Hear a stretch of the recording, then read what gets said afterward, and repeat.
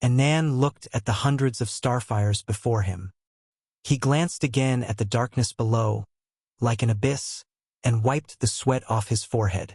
Although he did not know why Brother Su had arranged these here, these were clearly extraordinary items, able to exist in the old days. However, Anan was not surprised, nor did he ask, because he had already seen Su Chi use them. After all, the Holy Light Corridor was equipped with such things, or else it would not have been possible to take him away from the old days.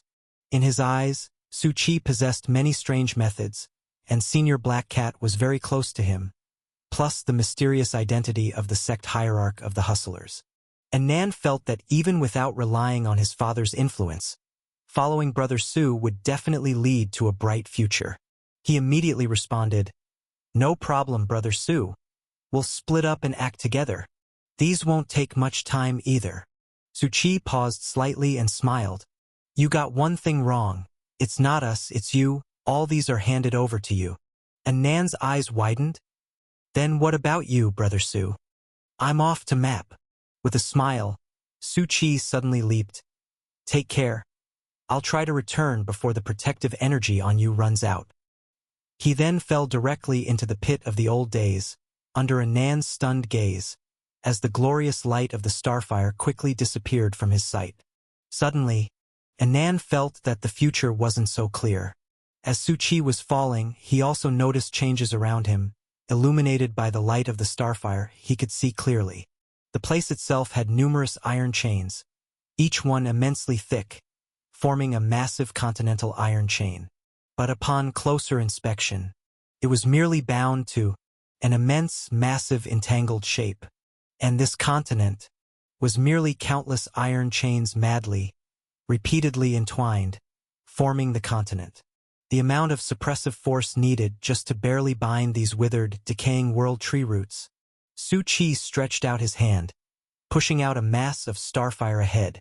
The burst of light also illuminated an area. He then saw the massive decaying walls, with dried wooden texture. This indeed was the world tree roots, completely decayed, devoured by the old days, like lifeless black wood, dull and lifeless. Su Chi continued to fall, the depths seemingly bottomless, and the chains were the same layer upon layer, as if not leaving any gaps, wrapping everything. 5 minutes later, Su Chi squinted slightly, amazed that he still hadn't reached the bottom, nor had he seen the existence of the old days. No wonder. Su Chi murmured softly, "No one takes on this challenge easily." After all, it was too far from the outside realm. Each minute and second spent delving deeper had a higher cost. Under the limited illumination by world tree leaves, they dared not easily attempt. 2 minutes later, Su Chi paused slightly, immediately stopping because he could sense he was nearing the bottom. Before being sure, Su Chi naturally wasn't going to take. He paused slightly, looking downwards between the black and white of the old days. Only his own body, illuminated by the starfire, lit up the surroundings. The next moment a massive amount of starfire manifested, falling towards the lower part.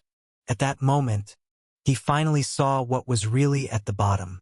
Below there were numerous black and white photo frames with photos hanging densely around the walls, making one's scalp tingle. And in these numerous frames, there seemed to be some images, but they were unclear, and even if seen clearly, would be forgotten immediately afterwards.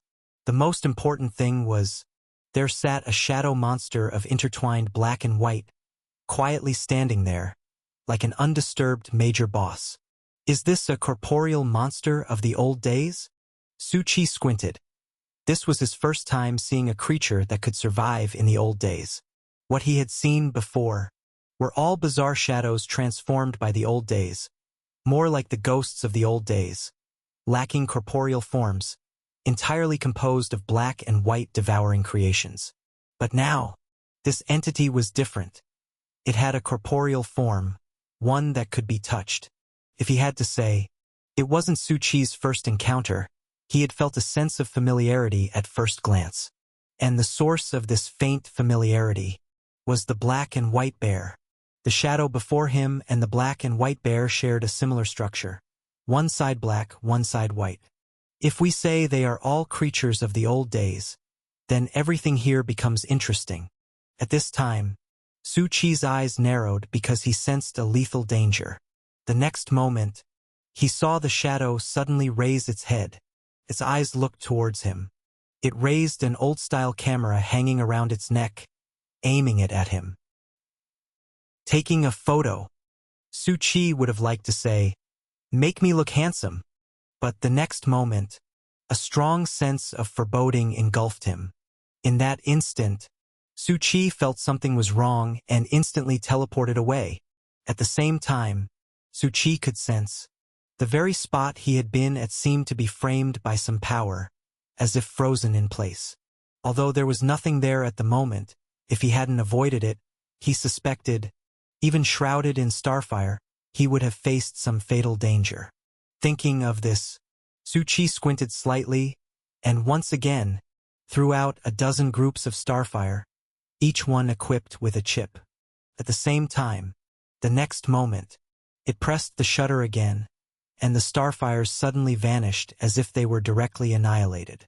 But Su Chi, upon seeing this scene, was not panicked.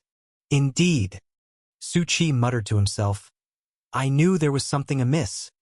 The starfires he had previously deployed, if submerged into the ground, would leave remnants, but now, the starfires were nowhere to be seen. They had all been made to disappear by the actions it had just taken. And Su Chi did not believe that the starfires could be annihilated or devoured, for he was well aware of the starfire's traits, eternally indestructible. The extraordinary part lay in the first two words, eternal existence. Then there was only one possibility. The starfires had merely been transferred. Though they would not vanish, they could be physically moved. Just now, Su Chi had also noticed the old-fashioned camera of the black and white shadow, and the various black and white frames around seemed to hint at something. "Let's go. I'll visit you again next time." Su Chi did not dwell and immediately burst into a retreat. The other party did not pursue but silently watched as Su Chi's figure disappeared from sight before slowly putting down the camera hanging around its neck. Its eyes stared at the dense array of frames in the distance. In one black and white photo surrounded by black and white chaos, only a few sparks of starfires adorned it, like the starlight of the universe. As Su Chi retreated, obtaining this information was enough. Additionally, Su Chi took out many items, coated them with a layer of starfires, and completed the final test. Items and people were the same. Anything marked by the old days would lose existence and become unusable. Thus, either protect using World Tree Leaf or similarly use starfires. This would also ensure combat capability and save the power of the World Tree Leaf. "Let's go! That's about enough." Su Chi instantly teleported toward the sky, and amidst the burst of spiritual energy, he had already planned his departure. Of course, according to his usual habits, the so-called departure plan was not just leaving. It also had to yield significant rewards. After all, this place was the World Tree Root, one of the crucial cores supporting the present world. Since he had come, naturally, he couldn't miss out. And Su Chi had almost gathered enough information. It was time to leave this place, and more than 10 minutes were enough for Anan to set up everything. He, of course, did not only trick Anan. This was training, and he even paid an internship salary. Most of the energy in that bunch of dead leaves was transferred to Anan, able to provide sanctuary for his covert operations in the old days.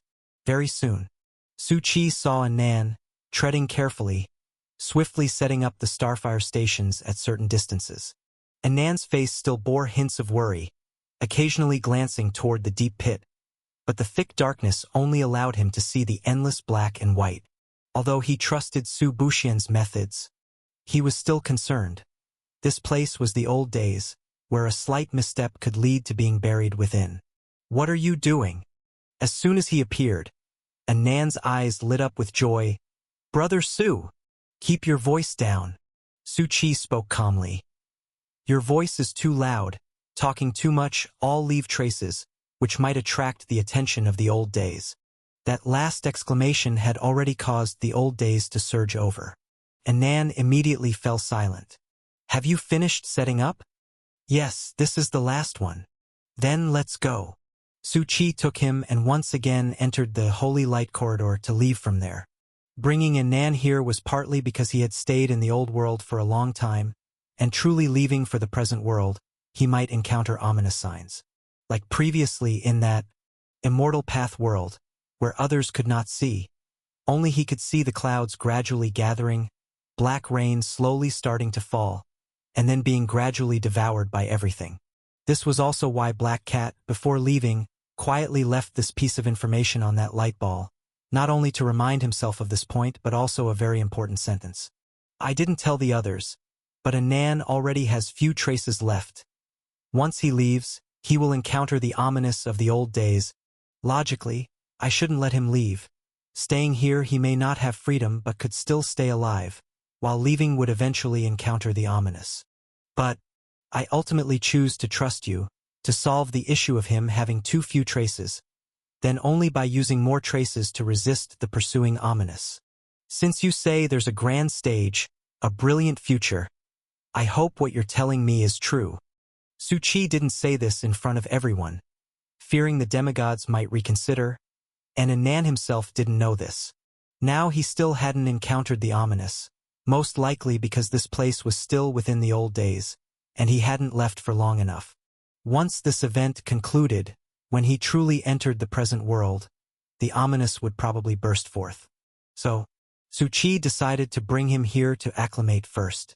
Moreover, the Black Cat had another thing to say. And you should also be careful. Though it's elusive, I feel another towering ominous presence on you. Unknown origin, whether from the old days or elsewhere. The ominous the Black Cat spoke of referred to various possible future portents. As a divine being itself, coupled with being an elemental devouring beast and a lord of space, avoiding harm and seeking benefit was instinctive. Of course, it was understandable that it couldn't discern clearly.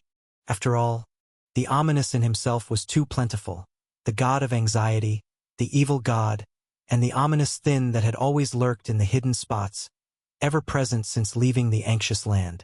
Su Chi and Anan returned to the research lab. And outside the lab, unsurprisingly, Su Chi saw Otto pacing anxiously outside, holding a list, with Deep Blue solemnly standing by his side. But he wasn't as agitated as Otto, instead calmly waiting nearby. You stay inside the holy light corridor a bit longer. Su Chi strode from the holy light corridor into the lab. Master, as you said, they've already come eagerly awaiting, but the lab was locked before your return. Shall we open it now? Not in a hurry, Su Chi replied softly. Let me produce a sample first. That way, they'll be enticed and willing to offer something. He suddenly paused. Why do I feel a bit like a cunning merchant now? He remembered the traveling merchant. But thankfully, there's a fundamental difference between that attention-seeking fellow and me, which is that I'm more handsome and even kinder. Suiribilda smile. This group of people, without missing a single one, he planned to draw all of them in.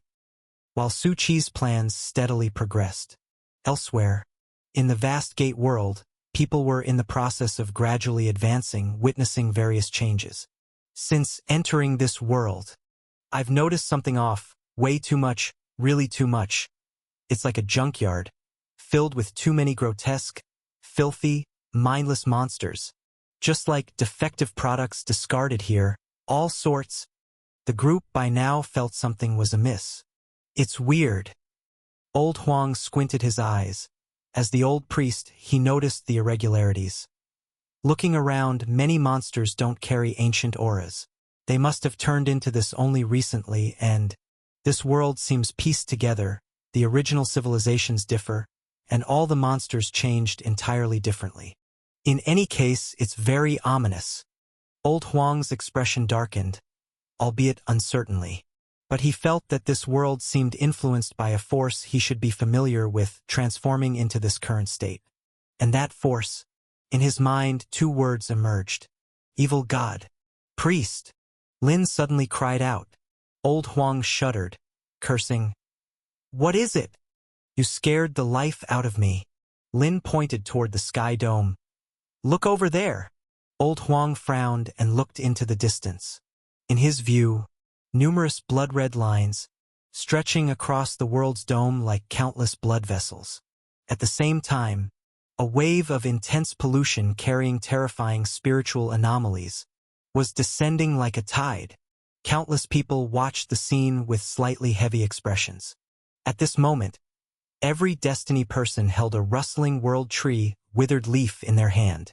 And around the Abyss believers, the dark scriptures also blinked automatically. Some were happy, some were solemn. The solemn among the Destiny people looked at the rustling leaves in their hands, the wilting marks on them becoming more severe. The happy Abyss believers, their faith surging, with their followers speaking in a crazed, hoarse whisper, said, "Slaughter, recovery, a great amount of pollution is spreading. And now this pollution that can corrupt everything is finally enough. The ritual has begun. Not just the people of the Gate World, but also many ancient world fragments in the Dark Zone, the ordinary cultivators, life, and active ordinary Abyss believers in those world fragments. They too lifted their heads to look towards the sky dome. What exactly is happening? Why has the sky suddenly turned red? Such a weird situation. Everyone looked solemnly at this scene. Even the countless people in Extreme Evil City noticed a peculiar red amidst the black vortex in the Dark Zone. It was like blood threads climbing within. At this moment, those still left in Extreme Evil City were extraordinary beings. They watched this scene without any hesitation, instantly reported to their superiors. Messages flew chaotically in the void. And in the more distant star rings, deep space, many truly top-notch powerhouses were watching from afar, hidden. Some were solemn, some looked thoughtful, and some had a hint of obscurity in their eyes. They gazed through the star river towards the distance. Though they couldn't see, they were all waiting. Because everyone knew that place would completely change the rules, the situation of the present world. Everything there, it seems to have already begun. A year ago at this place, a massive amount of pollution was discovered, turning most of the inhabited worlds in the entire star system into polluted, collapsed worlds, and most life turned into monsters. The singularity formed in the middle, gathering many worlds that were radiated, forming a prototype. The massive world where the Destiny people and Abyss venerables were now, was essentially the land formed a year ago by the radiated, polluted worlds. However, none of this mattered. What truly mattered was that piece of land that became the source of pollution. That place was where the singularity was, the crucial core land that caused all the chaos. Nobody knew what caused the power of the Abyss to surge from that place. Even the past also emerged, and then developed to this location. Was it a serendipity, or was it intentional? No one knew, but now this place had become the most important stage for the unfolding of events. Where are the 7 Spirit Kings? Most of them haven't shown up yet. This is a crucial time for you, for me, and for them. The extraordinary beings discussing here, none lacked the strength of Sequence 2. It wasn't that they lacked the potential, unable to break the shackles of Sequence 2, but because, due to the inherent limitations of the present world, no one was able to break through Sequence 2. Everyone was at the crossroads of Sequence 2, but to progress further, ahead lay only darkness, impenetrable by any means. But with the current great change, they all had felt it, the barrier on the sequence path now loosening. The restrictions binding them were about to be lifted, and everyone had long been prepared to break through, to be the first to break into Sequence 1, to seize the opportunity on the sequence path. And even, some aimed much higher, eyeing an even higher divine position. Wait and see. The old recovery doesn't mean that the many present powers will be overshadowed by the brilliance of the past. Someone softly said, on the contrary, this is a cruel era, but also the era with the most opportunities for countless people. At this moment, in this massive world, people were still fighting monsters, breaking out from various areas, everyone striving to get closer to the most central area.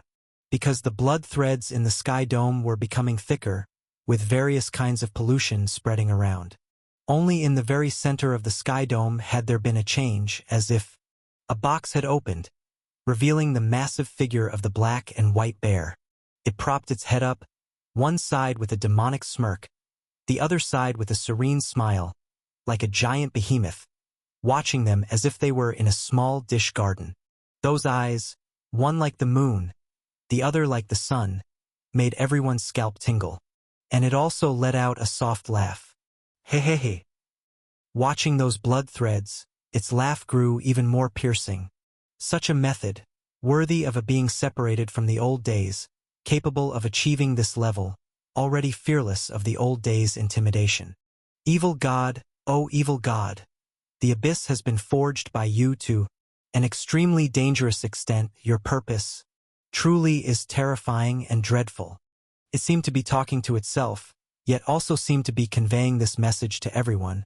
But just as it was about to continue, this black and white suddenly seemed to become unbalanced, with the white side making a cracking noise as if to devour its own self.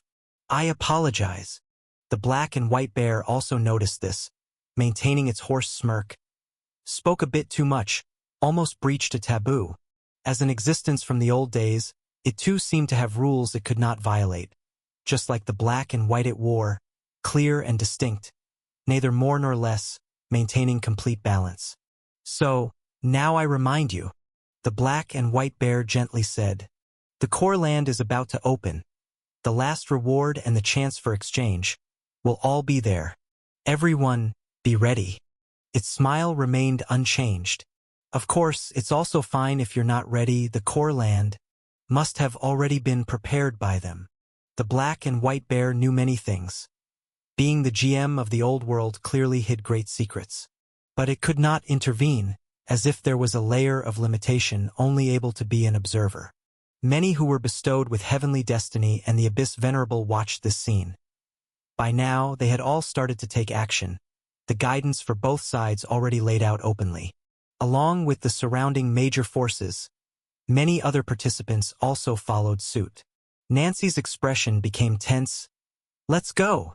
They moved quickly, and only from afar, old Huang silently watched the distant blood streaks. I just knew. The power of the abyss is bursting forth. Fear flickered in its eyes. It had many secrets, but there was a few it dared not speak of, because one of them was related to the evil god. It knew the terror of the evil god, not just from the few days of being an evil god priest, but also from what it saw with its own sequence ability when it sneaked into a forbidden land, and not to mention the distant and despairing future. At least here in this place, the odds of winning in the present world are extremely low. Old Huang muttered. It was cunning and had been everywhere, not only aware of the true face of the abyss but also privy to the various plans laid by the god's palace, including those of the heavenly destiny people. It had spent a life amidst danger, deceiving. To be frank, the deities it had mingled with were far more than just a few. There were also many lesser gods that old Huang had blended with. It just hadn't been discovered. It did all this for itself. The more it experienced and saw, the more it could perceive the extent of the situation. Everything old Huang did was to ensure its own survival in a future of despair, succeeding in surviving countless years with various treasures. Until, the day of awakening, it ultimately met that shameless young man. Now, it was tied to the same ship of thieves. Yet, in its heart, it actually understood that Su Qi had various extraordinary potentials and could even navigate the anxious land with ease. But the external conditions were too numerous. A god bound by countless shackles, protected by the power of the god's palace, relying on various rules to defeat it. Facing the recovery of these terrifying forces head-on was completely different. Old Huang sighed softly. Anyway, it had actually quietly set a deadline to flee after working off its obligations in a year. This was already the most principled it had been. After all, the sect hierarch was even less principled, who knew what state he was in now, and whether upon meeting again, there would be more of those dark and murky secrets. Thinking of this, old Huang narrowed its eyes. To be honest, so far, it had not seen Su Buxian, nor had it encountered any other members of the Hustlers sect. That fellow, surely he hadn't even entered this place. But it's no longer important. Old Huang held out its hand. Everyone, next we run. No, make a strategic retreat. The crowd followed behind old Huang. Then suddenly someone hesitated. Wait, shouldn't we be heading towards that core land to continue advancing? Why are we retreating, my lord? Old Huang calmly said, Don't ask, it's strategy. According to its plan, getting this far was enough. Going any further would indeed mean facing the terrifying existences it had foreseen and getting involved in this tremendous event. Now, with everyone already gaining some opportunities, it was time to escape. But the people showed hesitant expressions, each clenching their fists, as if they had the energy to defy the heavens but could not harness it. This retreat, it contradicted their aspirations. Old Huang glanced at them. These fellows, each had the tenacity to defy fate and embrace life and death, their hearts of a true strong being, and after reaching a sequence, most would likely carry the spiritual force of the powerful. However, in its view, these things were not important. Surviving was what mattered most, and scooping up gold in these muddy waters was enough. To really continue forward, one would have to truly risk their life. Old Huang, adhering to the principle of stability, waved his hand decisively. Don't overthink it. Leaving this place is not to flee, but to accumulate strength, to re-enter and participate. Of course, it was lying. Leaving this time meant getting far away from this place. It could already tell that as soon as the core land opened up, the ancient layouts of all kinds of gods, demons, and strange creatures would soon unfold to confront each other. Old Huang was preparing to use another divine artifact, an item that could allow them to leave this place. It was something it retrieved from one of its hidden nests after recovering some strength. But just as it was about to act, Old Huang's gaze suddenly became stern, looking toward a distant mountain peak where a tall figure stood erect. In just an instant, this figure appeared right before everyone. So fast. Everyone's gaze sharpened. They looked at this figure with surprise and fear in their eyes because this being possessed a perfect body and a spiritual force with an extraordinary aura. It was directly and unreservedly revealed. Incredibly shocking. Sequence 6. A half-step extraordinary body, and the strength within it. Old Huang's eyes suddenly changed, his pupils constricting slightly. Two words surfaced in his mind. Blood demon.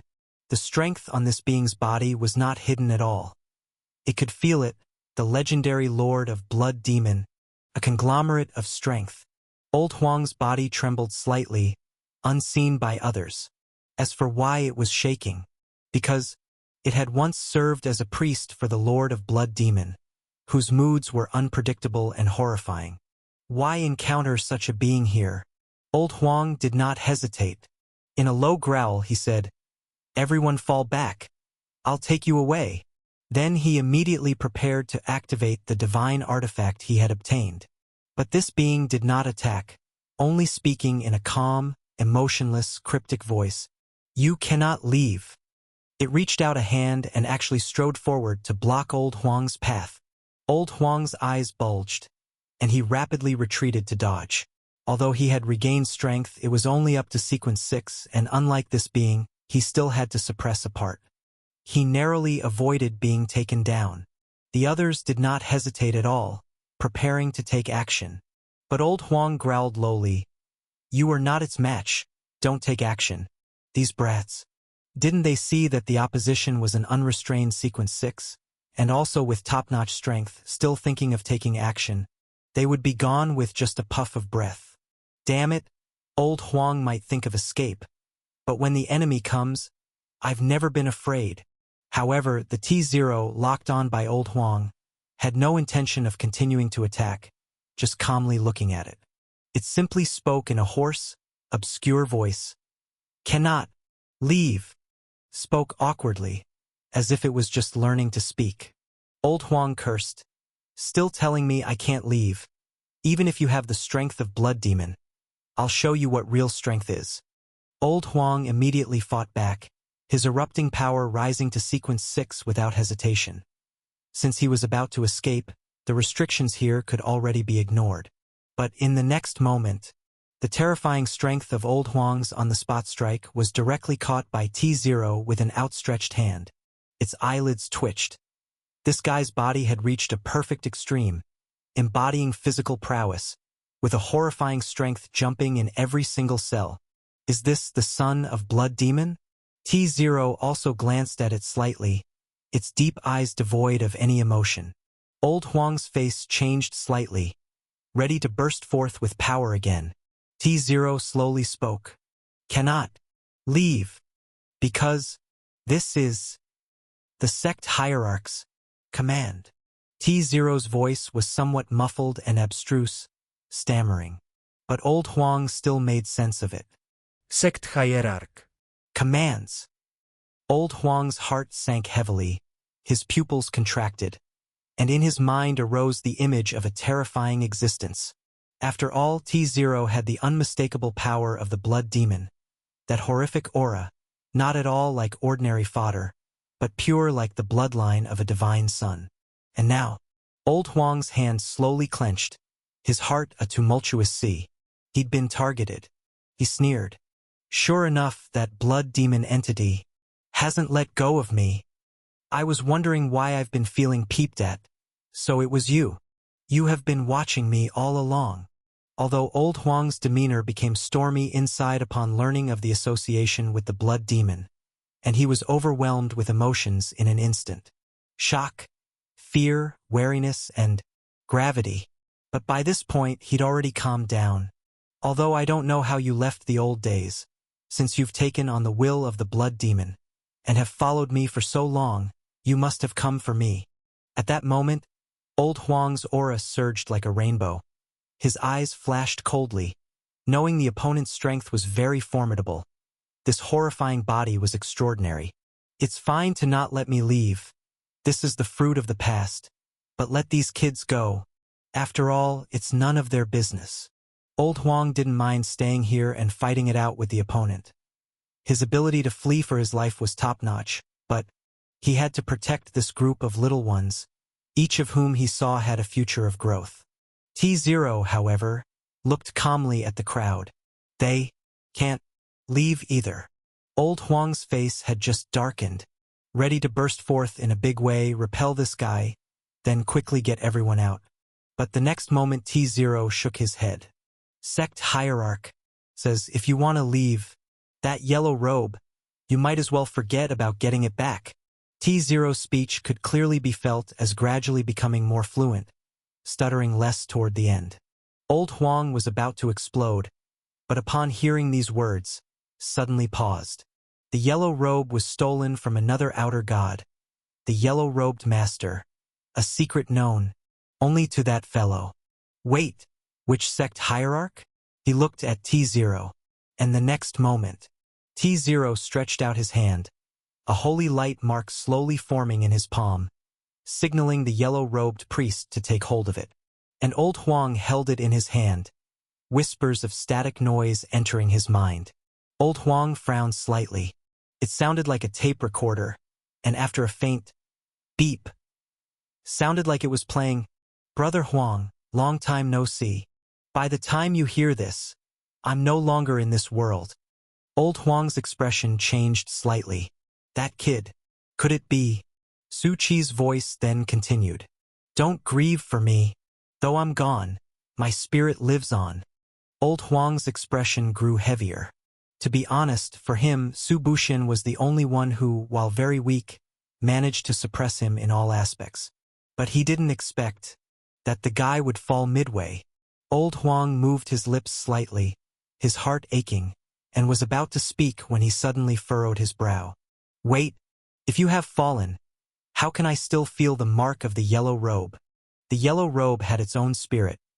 Once removed from a soul, it would hide itself and cut off all connections, receding into twisted space. Because of this, he buried various treasures in all sorts of hidden places, yet always carried the yellow robe with him. Oh! But on Su Chi's end, there was a slight pause, followed by a few chuckles. So you've sneakily left your mark on the robe, Old Huang. Old Huang's face instantly stiffened. Seemed like he'd said too much. He coughed. Then his face darkened again, cursing. No, you were just faking your death just now, weren't you? Although you're clumsily changing the subject, I still need to say it. I only said I'm not in this world. I didn't say I've died. Old Huang's face darkened. This kid's choice of words was indeed sharp. Let's not talk about that for now. What exactly is going on? Why aren't you letting us leave? And Old Huang looked at T-Zero's perfect-bodied monster before him. The aura originating from the blood demon made him shudder involuntarily. What's all this about? What do you mean, what's all this about? Be polite when you speak. The calm voice of Su Qi came through. This is one of the major generals of our leisurely people sect. And why the need to leave? Su Qi chuckled lightly. Don't you think a bigger stage has arrived? The very time for us hustlers to thrive? Old Huang grumbled. Thrive my ass. I must remind you, this is no trivial matter. The confluence of powers from the current world and the abyss is like a great flood. And you and I are just mere grains of sand amidst this deluge. Just listen to me, the sooner you leave, the safer. Otherwise, once it bursts, it'll be troublesome. He saw the situation clearer than anyone else and knew the magnitude of what was involved. A fight to the death and power struggle would surely ensue. Moreover, Old Huang looked at the blood threads scattered across the sky, his heart involuntarily pounding, and that fearsome evil god seemed to be descending. That was the existence initiating this world-ending flood. Yet Su Qi on the other side just smiled lightly. Don't sell yourself short. We are also very strong. Old Huang. He grimaced. Then if I may be so bold to ask, respected sect hierarch, have you attained godhood now? Su Qi was completely indifferent to Old Huang's resentful muttering, calmly stating, That's not really the case. I'm just a bit short. I've just reached 7th rank a few days ago. Old Huang's face darkened even more, nearly cursing out loud. Just a bit short? And just recently breaking through to 7th rank? Are there that many people at that level? What on earth have you been doing these past 6 months? He pressed a hand to his forehead. To be honest, Su Qi's arrival was a pleasant surprise, but it also immediately sent shivers down his spine. This was a character who thrived in chaos and feared nothing. However, Su Qi just chuckled lightly on the other end. Don't be in such a hurry. You know what this place is like. Strengths that are beyond the norm are limited here. 7th rank is enough. Enough my ass. Old Huang let out a sigh. Anyway, I disagree. I'm getting ready to leave with everyone. As a priest, I have to be responsible for them. Su Qi praised. Didn't expect Brother Huang to be so responsible. But Brother Huang, have you forgotten the promise we made to the traveling merchant? Old Huang's expression trembled. When the arrow's on the string, I have no choice but to shoot it. His face shifted between cloud and sunshine, and after a long time, he finally let out a sigh, cursing resignedly. Fine, fine. I know, I'll do it. Just risking our necks, meow. Acting as if everyone else is a coward. It's not the first time anyway. Sui chuckled softly. Then I'll leave it to you, Brother Huang. Old Huang widened his eyes. What do you mean leave it to me? Where the hell are you? Got used to being a sect hierarch who just delegates everything. Have you? Don't worry. Su Qi said. T-Zero will be moving with you all. That should make you feel a lot safer. T-Zero's power was extraordinary, and it was still rapidly growing. Since its birth, it had been learning, evolving, and the various blood demon traits it possessed were also quite astounding. At least in this part of the world, it was practically an invincible force at the top. Even a former powerful priest like Old Huang would feel daunted in a confrontation, let alone others. Old Huang still frowned deeply. He let out a small sigh. I just hope we can get through this safely.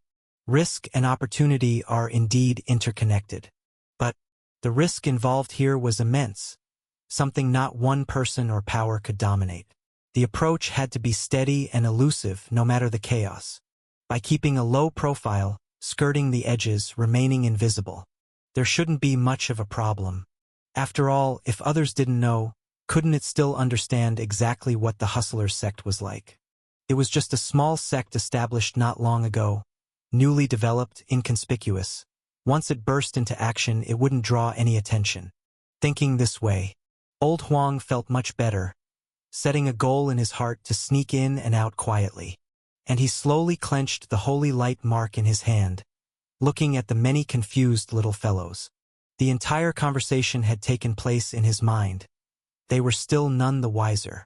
He waved a big hand. Just now, the sect hierarch gave the order that we're moving into the heart of the Dark Land.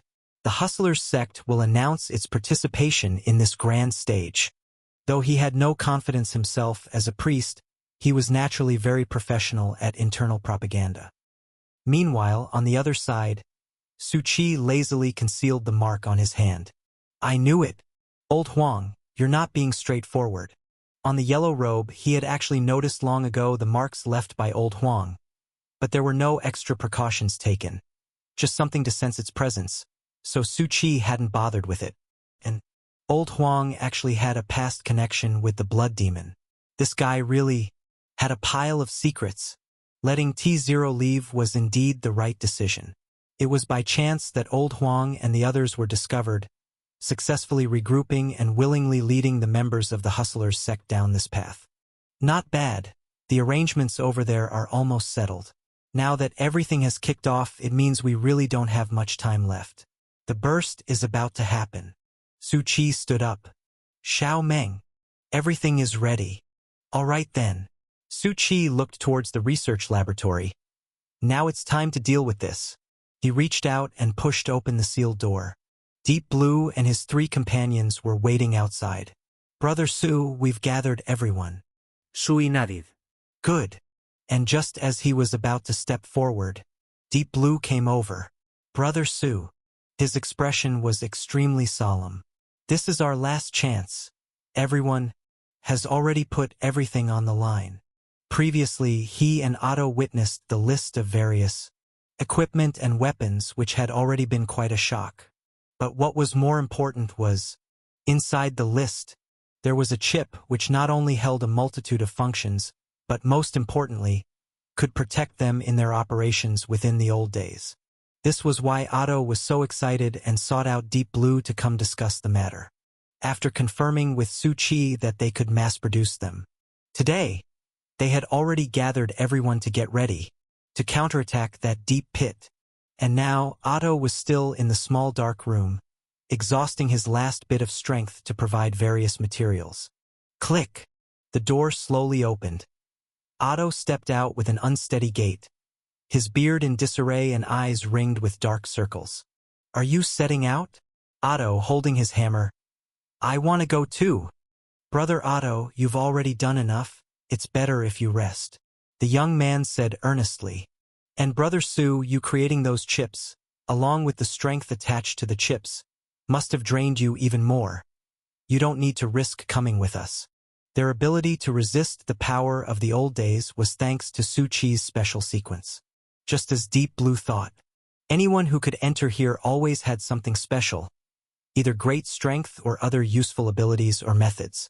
Now it seemed, although Su Qi was only 7th rank, he possessed a special ability to withstand the assaults of the old days. This was destiny. In the past few days, both Otto and Su Qi should have been completely drained. Naturally, they wouldn't let the two join the fight. Otto indeed appeared so visible to the naked eye, but Su Qi appeared brimming with energy, as if nothing had happened, although everyone took it as Su Qi putting on a brave face. Of course, Su Qi didn't tell them. He had spent the days sipping tea and chatting with Luo Xinfu, occasionally having the busy Xiao Meng accompany him in playing games to see where T0 had reached. He didn't have to handle other matters.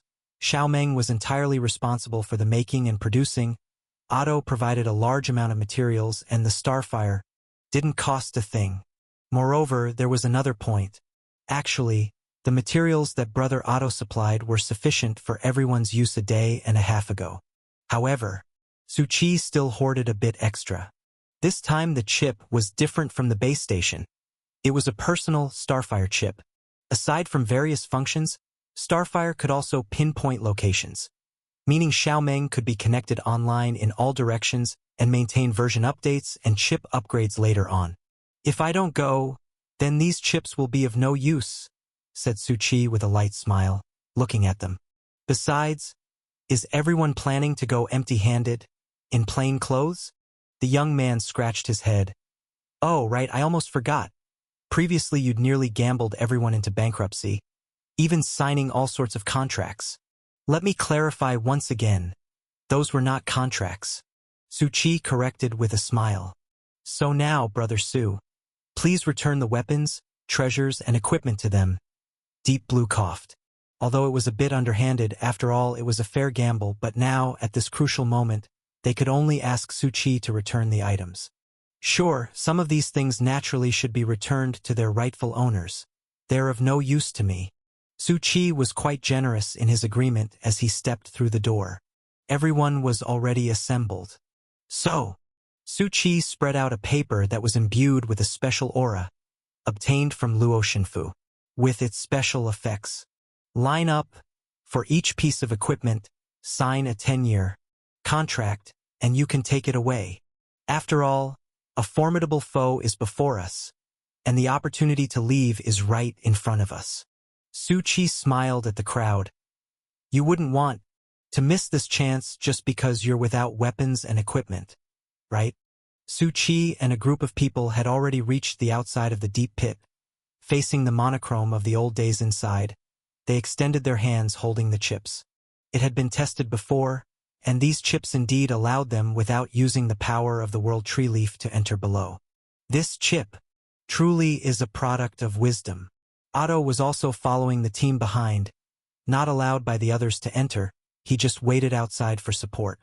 Otto admired somewhat. Not only can it contact and communicate above, but it also possesses a real-time map, battle strategies, weakness probes, and other functions. He looked at Su Chi. I knew you were no ordinary fellow. Su Chi waved his hand. I'm just an honest and ordinary person who came out from the mountains, with no background or connections. Honest and ordinary? Luo Shinfu in the ring didn't believe a word. He had watched in these past few days Su Chi cleverly manipulate everyone around, utilizing endlessly emerging tactics. He now could no longer see through Su Chi. Initially, he thought, to inherit the immortal path steel, a fresh blank slate of a low-level sequencer. Numerous mysteries he could slowly teach him to grow. But the more time they spent together, the more Luo Shinfu felt this guy was hardly a blank slate but more of an old fox.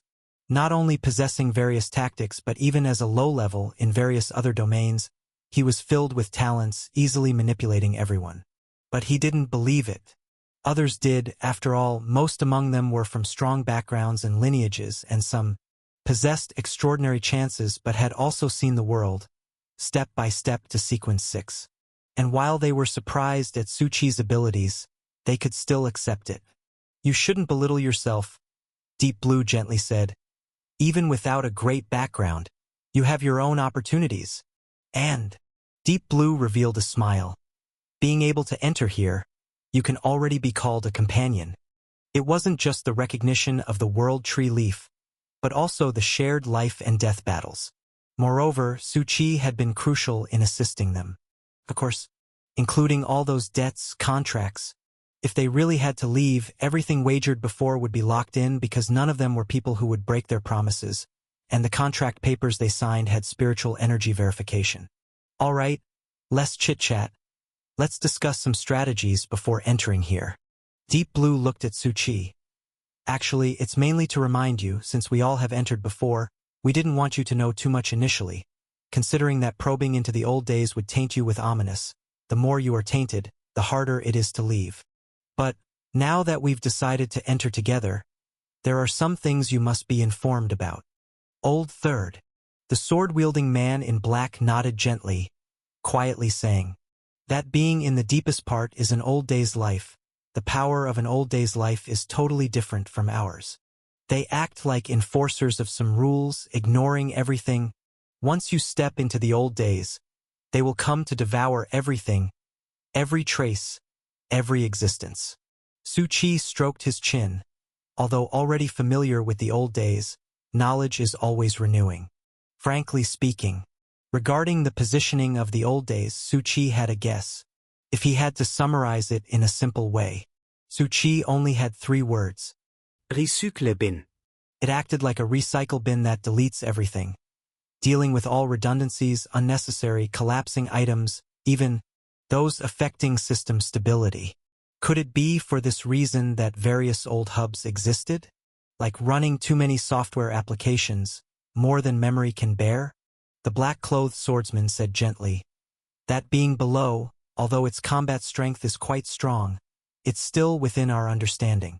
And most importantly, its core ability is a camera. Whatever it captures will directly be locked into the photo, becoming a part of the picture hanging on the wall. You might not know how densely packed those frames below are, so once you see it raise the camera, you must be careful. The youth slightly smiled. But don't worry, your safety isn't a big issue. After all, no matter what, a few of us will protect you. A few? Su Chi paused slightly. Then he noticed Divine Eye, Old Five, and the short-haired woman all standing together.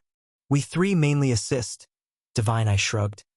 Not as fierce in combat as they are, but keeping you safe is no problem. Old Five also smiled, saying, Don't worry. You won't even have to join the battle, just stand far back.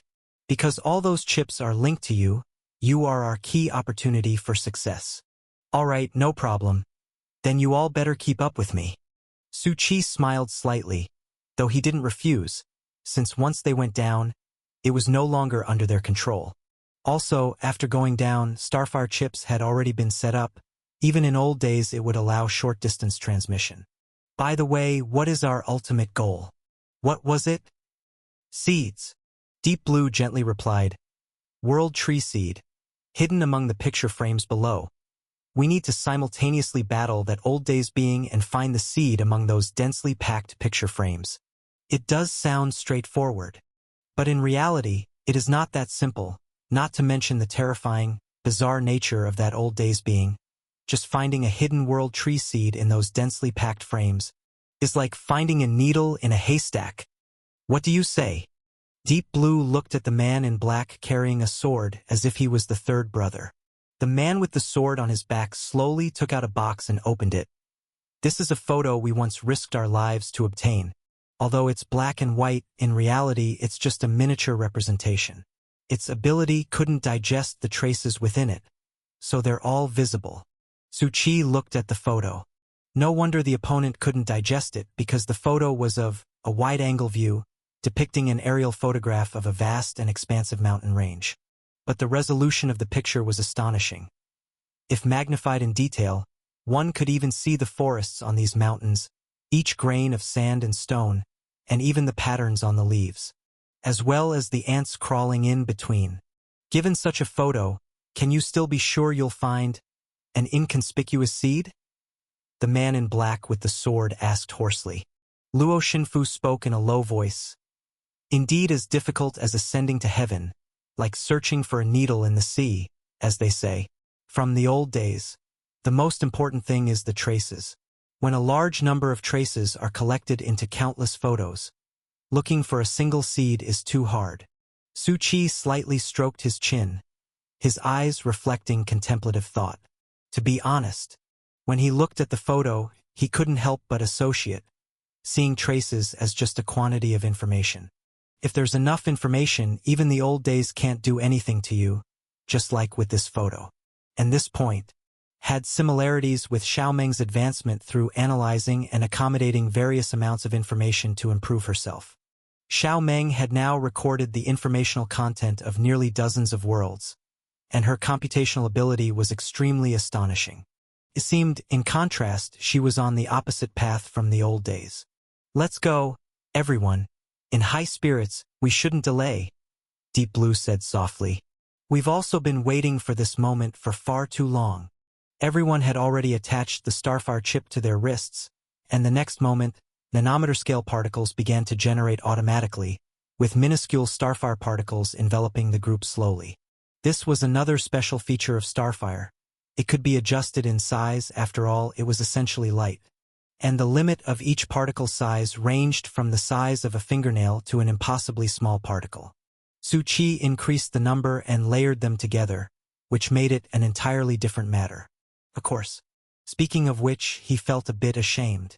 The realization of this point didn't come until Xiao Meng advanced to 2.0, as the primary target before was the Heart of Divine Weapon. The more the information was decrypted, the more rapidly Xiao Meng grew and obtained. After advancing to 2.0 and Su Qi increasingly feeling that Starfire had more clever uses, he left it to Xiao Meng for further research and analysis. So, only now had they matched the chip with Starfire's combination. This was considered the first step in igniting Starfire technology, while waiting for Xiao Meng to develop new methods of use. At this very moment, the group was already proceeding to enter the pit along the iron chains. Silence! Each of them was already well practiced, having seemingly gone through countless experiences before this challenge. And now they hoped it wasn't the last time, yet wished it was. After entering, they found that even without using the World Tree Leaf, they hadn't succumbed to the engulfment of the old days. Everyone relaxed a bit, fists clenched but steps still heavy. However, Su Qi wasn't idle at this time. Instead, he began to communicate with Xiao Meng through various Starfire devices embedded within the iron chains. "How's the signal now?" Reporting to Master, the performance of the Starfire station is quite satisfactory, with about 100 meters distance between each base station, and not too high latency. The preliminary estimate for the maximum distance should be around 200 meters, with a latency of about 200 milliseconds. 200 meters? A 200 milliseconds latency is indeed a bit high, Su Qi muttered to himself.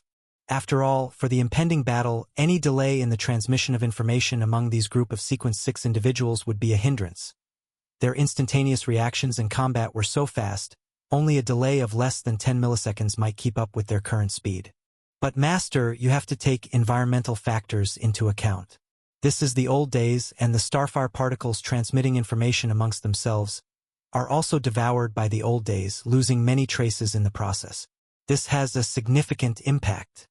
So what about in the outside world? Xiao Meng seemed to pause for a moment, which was enough time for her to make a quick calculation. Although no tests have been conducted yet, based on the current model's estimates, the extreme distance between two base stations is the standard distance between 10 planets. Beyond this distance, contact is impossible. The so-called standard distance between 10 planets was the distance at which all information, spreading in one direction, would diminish to a certain level, equivalent to one planet's distance. For the Hustlers sect, this was still far from enough. Of course, Su Qi was in no hurry. After all, Xiao Meng was still growing. There was no need to rush. Moreover, if he couldn't temporarily solve the distance issue, he'd simply focus on quantity. For instance, he could roll out a slew of technology products with the Starfire chip at their core, then wholesale them in bulk through the Hustlers' Chamber of Commerce. This was not a problem at all, and the key was that it not only solved the cost issue but also turned a profit. Su Qi even thought of himself as a genius. However, the Hustlers' Chamber of Commerce, Su Qi paused. What was its current status? On the other side, countless individuals had already gathered near the core land. Their gazes were solemn as they looked towards this place. Is this the final core land that the Black and White Bear spoke of? Bai Yilan and others were among them, looking into the distance. The true form of the so-called core land was yet unknown, because what lay before their eyes was a vast sea. The sea was not the azure blue they expected, but instead a stench-ridden inky black. Most importantly, at the center of the Black Sea was something resembling a wall, standing straight into the sky dome, with its top invisible and the wall's boundaries stretching beyond sight. These, naturally, were the views of Bai Yilan and others. Nancy and all Destiny people slowly gazed at the tree leaves in their hands. They knew that these were actually world tree roots. The Black Sea had submerged them, creating numerous whirlpools and waves of twisted space. Within were an abundance of remaining fragments, the effects of the twisted, and various terrifying giant silhouettes standing among the enormous world tree roots. Faintly, they could sense numerous hidden gazes seemingly watching everyone.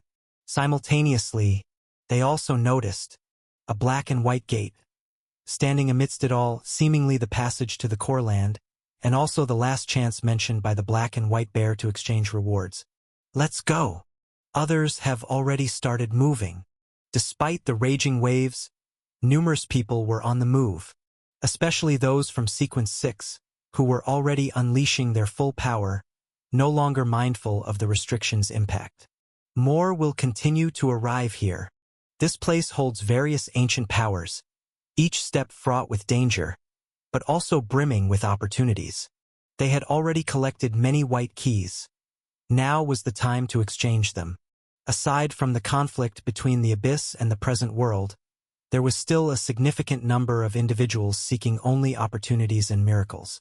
Among them were powerful races and divine sons, like Bei Xinxing, who did not wish to get involved in this outburst of events but sought personal gains. And at this very moment, Bei Xinxing and Jeline with all Destiny people were acting together. Jeline looked at Bei Xinxing. "Brother Bei, why are you wearing a hat and a robe?" Bei Xinxing spoke softly. "You folks are the heavenly Destiny people. I'm just accompanying, not participating.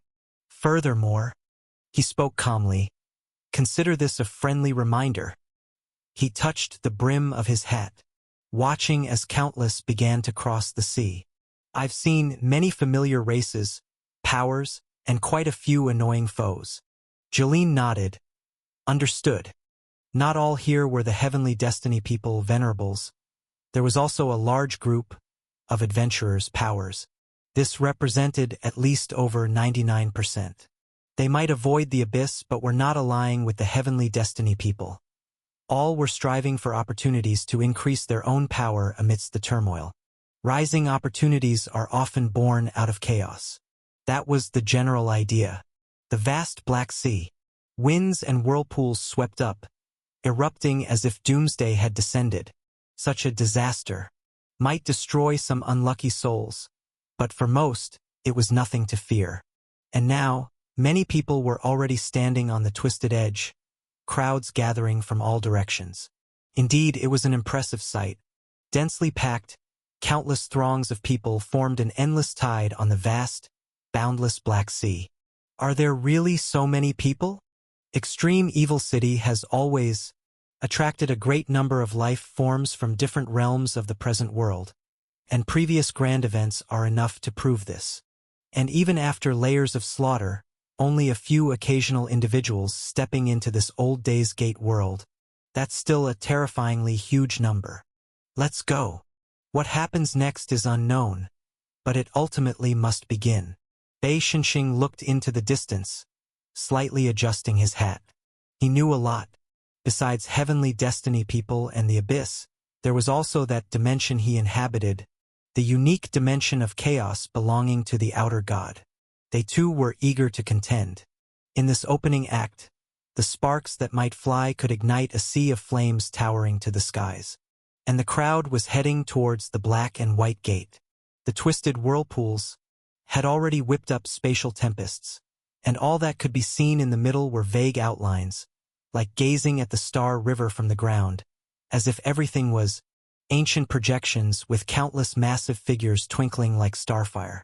Soon, everyone also entered the black and white gate, one after another, continuously. The black and white bear watched this scene, fingertips lightly fiddling with a spring, muttering to itself, to avoid a major collapse of the present world system. Directly reformatting all ancient strength from Sequence 2 and above, rolling the system back to an older version, then hoping various patches developed later would withstand data that has returned like a torrential flood. The black and white bear watched this scene, and it calmly said, "After long years of preparation, everything has finally begun to flow back." It slowly vanished from sight. Its affiliation was with the old days, prisoners of rules like most entities buried in the old days. But that wasn't a big problem. Old friends and those ancient foes standing behind the evil god, coming from the Abyss, would one day free themselves from the old days. This was also a deal made simultaneously with the present world and the Abyss, placing numerous ancient fragments in the old days gate, awaiting this day. At this moment, countless people were continuously entering the black and white gate, and their expressions flickered. For entering here was just like before. Everyone felt their vision blur, surrounded by people who seemed to have disappeared, leaving only themselves. And Bai Yilan was among them, frowning. Mr. Nancy? Jiang Ji. The companions who had just entered alongside him gave no responses at this moment. Bai Yilan focused, gazing into the darkness unfolding ahead. Reappearing. It was a change in vision. His entire body stretched out uncomfortably, as if his existence could be erased at any moment, his chest involuntarily wanting to vomit. But Bai Yilan clenched his teeth, maintaining mental clarity. The next moment, Bai Yilan shuddered suddenly, as his sight restored. He was now in a boundless space demarcated in black and white. One side was black, devoid of any light, dense like the abyss. The other side was white, pure and flawless. And at the junction of black and white, there was a machine identical to the one from which rewards were taken with the white key before. But it was different. For this machine was colossal, its body present in front of him about the size of a truck. But if one slightly shifted their gaze, they could see. Behind the machine was a body that plunged into immeasurable depth. Even if Bai Yilan wanted to walk to the side to see how long the machine's side was, he couldn't do so, because as soon as he moved, the line of the black and white boundary would move with him. He could only walk along this line. Bai Yilan silently watched this scene. Does everyone seem to be transported to such a boundary? It feels somewhat familiar. After all, Paradise also had such experiences, and to him, who did not understand the hub, doubts lingered without further thought. And now he looked at the machine also taking steps towards it. The machine before him, in the center, was a screen similar to the one at the black and white bear's place. After he approached, the screen slowly displayed text composed of black and white. Do you want to understand the true meaning of life? Bai Yilan silently watched this sentence, slowly taking out all the white keys he had obtained so far. Over 1,000 keys, leading most people. But Bai Yilan did not feel relaxed because before entering here, Mr. Nancy had told him a lot. Since you are a trusted person of Su Buxian, I also need to say a bit more to you. We are all drifting weeds without roots. No background, no strength, and will always fall behind others. Look at you, risking your life and only obtaining a few hundred white keys, while those people. Nancy's gaze turned towards those entities in the distance, looking not just at one place, but at a large number of forces, powerful races. Those divine sons and young masters who have everything, who don't even need to obtain white keys themselves, have everything provided by those behind them. Bai Yilan remembered that even though he was very serious at the time, he still responded to Nancy's words. We, although we started from humble beginnings, aren't necessarily incapable of making a splendid show. The words were forceful, yet also powerless because they were too pale. But Mr. Nancy did not reject his view. If it had been before, I would have certainly disagreed with such a thought.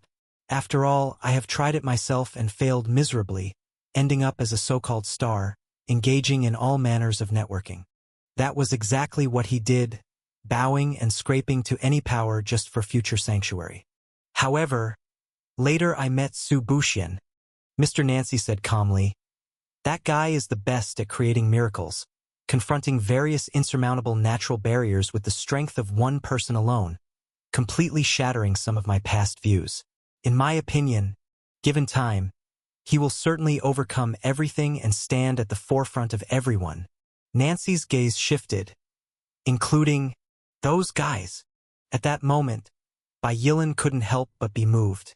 Although he also believed that Su Buxian had all sorts of extraordinary qualities, such praise made him somewhat surprised.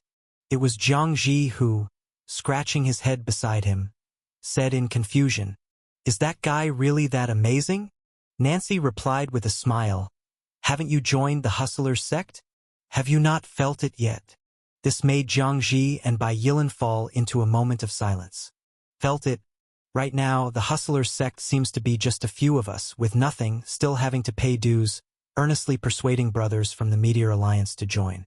It looks less like a grand sect and more like a pyramid scheme. And yet, as the ship neared the twisted mist of the black and white gate, at the very moment of entry, Mr. Nancy was only watching them, smiling slightly, and shot a light ball toward Bai Yilan. Perhaps the Hustlers sect is stronger than you imagine?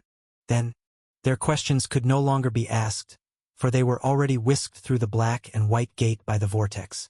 Bai Yilan slowly recalled these memories, always remembering Mr. Nancy's smile at that moment. Now, Bai Yilan felt that Mr. Nancy had been a great help to each of them and was exceptionally kind, not treating them like outsiders. Mr.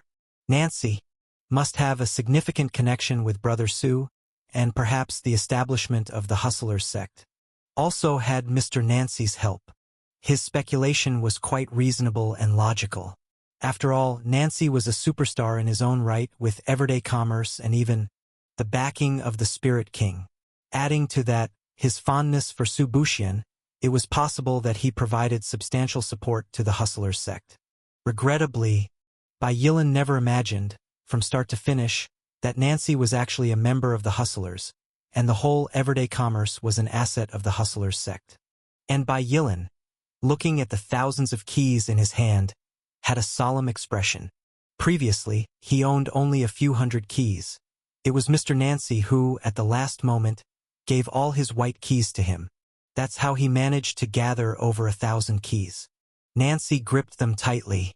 Although he was possibly tens of times behind those super forces, races of young masters and divine sons, Nancy didn't get discouraged. He believed that this time he would surely seize their stage. Even if not extensive, he could still shine his own little bit of glory. Down in the pit, everyone was still making their way deeper, while Su Qi yawned and stretched languidly. Old Five quickly pressed his shoulder, shaking his head and whispering, "Still, be careful. Don't relax too much. Try to minimize all your movements. After all, this place is the old days." Su Qi smiled slightly. "I understand. It's just really slow. When he went down here, it had taken over 10 minutes. And now, after several hours, they still hadn't reached their destination." However, Su Qi didn't mind. It was right for everyone to be cautious. He wouldn't rush so many people into playing speed descent. It didn't matter if it was slow. He wasn't in a hurry, because at this very moment, he could still communicate with Gan Wansue back at T0 through the Holy Light Mark and the Spirit House. "Has it started already?" The black and white gate. Gan Wansue occasionally reported the latest progress. And now there was no response as they had also entered the black and white gate. But at this moment, Su Qi paused slightly, looking at his holy light mark which was flickering faintly. It seemed that something had happened on T0's side, and some information was coming through the mark across space. The next instant, Su Qi's brow suddenly shot up. Not sure if it was because of the T0 side of things, but a ancient paradise information box actually appeared in front of him. "Please be advised, the black and white gate has been opened. The white key can be exchanged for the last time. Please be aware, you are located at the World Tree Root, inside the Singularity. Every person present, once successful in leaving, will receive an enormous reward of white keys." His eyes moved slightly. "So this place counts as a gate world too. Nice, having rewards is quite good." After all, Su Qi was still thinking that since he had arrived here, he had missed out on many opportunities to rake in white keys from other gate worlds. He had an edge, and not going after a quantity of keys felt like a huge waste. Didn't expect to make up for it now. However, this enormous word. Su Qi stroked his chin. "Your brother Su has also seen the world. I hope the number I get in the end can live up to the word enormous. After all, this world, buried at its deepest, was the most core singularity amongst the countless star river gates on the outside. Leaving this place would be as difficult as ascending to heaven, proven by the top-tier group of 100 heavens chosen currently present. So Su Qi was quite looking forward to it while also being prepared to farm a bit. Exclamation point. At that moment, Deep Blue suddenly made a hand signal, indicating for everyone to stop their actions. And everyone's expression became slightly more vigilant, each of them very serious. "Attention everyone, we have nearly arrived." Deep Blue's voice, transmitting through the chips, reached everyone's ears. His tone was heavy and stable. "Next, We will stop within the safety zone and get ready before proceeding to fight. Stability is key. Everyone nodded. Also, we must protect Su Buxian. Understood. Old Five and others also gave an okay gesture. Everyone stopped within the safety zone. Deep Blue and several other leaders began making arrangements, their expressions solemn. Although we've come here a few times, the various aspects inside will twist and change, so we have to start exploring anew. Su Qi raised an eyebrow. That complicated? It's normal that you don't understand. That presence frequently moves a large number of frames, and its frame photos can also become lethal traps like landmines, so we must check for all potential dangers and redraw the terrain, positioning, and so forth. By doing all this, we can increase our chances of winning. They took this opportunity extremely seriously, so they had to be very careful. Actually, I forgot to tell you guys. Su Qi spoke softly. What? Trust the power of technology. I'll open a map for you. The next moment, in everyone's view, a holographic screen constructed by the chips appeared. It was the map of this place, and it detected the surrounding frames within 100 meters. Indeed, as they said, there were roughly 100 frames hidden below. But what shocked everyone even more was, how did you do this? It's really open? Sui. What do you mean really open? Would you die if you add the word map? Your ability is extraordinary. I was just thinking of adding a few more people to protect you, the young man said excitedly. This completely solves our difficulty. You've helped tremendously. Su Qi. Really? Well, I wouldn't mind signing a few dozen more years of contracts. Su Qi looked down. This was the effect of the various Starfire stations that had been set up before. However, now there was also a big problem. Because at the very bottom, the information was also coming from the Starfire stations that had been sucked into the photos by that old day's existence. At the very bottom, at least densely packed with hundreds of thousands of frames, an immense amount of data within them, it was practically impossible to find that seed. Watching the holographic map and various markers, the group no longer needed to explore. They spent more time deploying strategies. We need to find that seed. But the biggest challenges lie in two areas.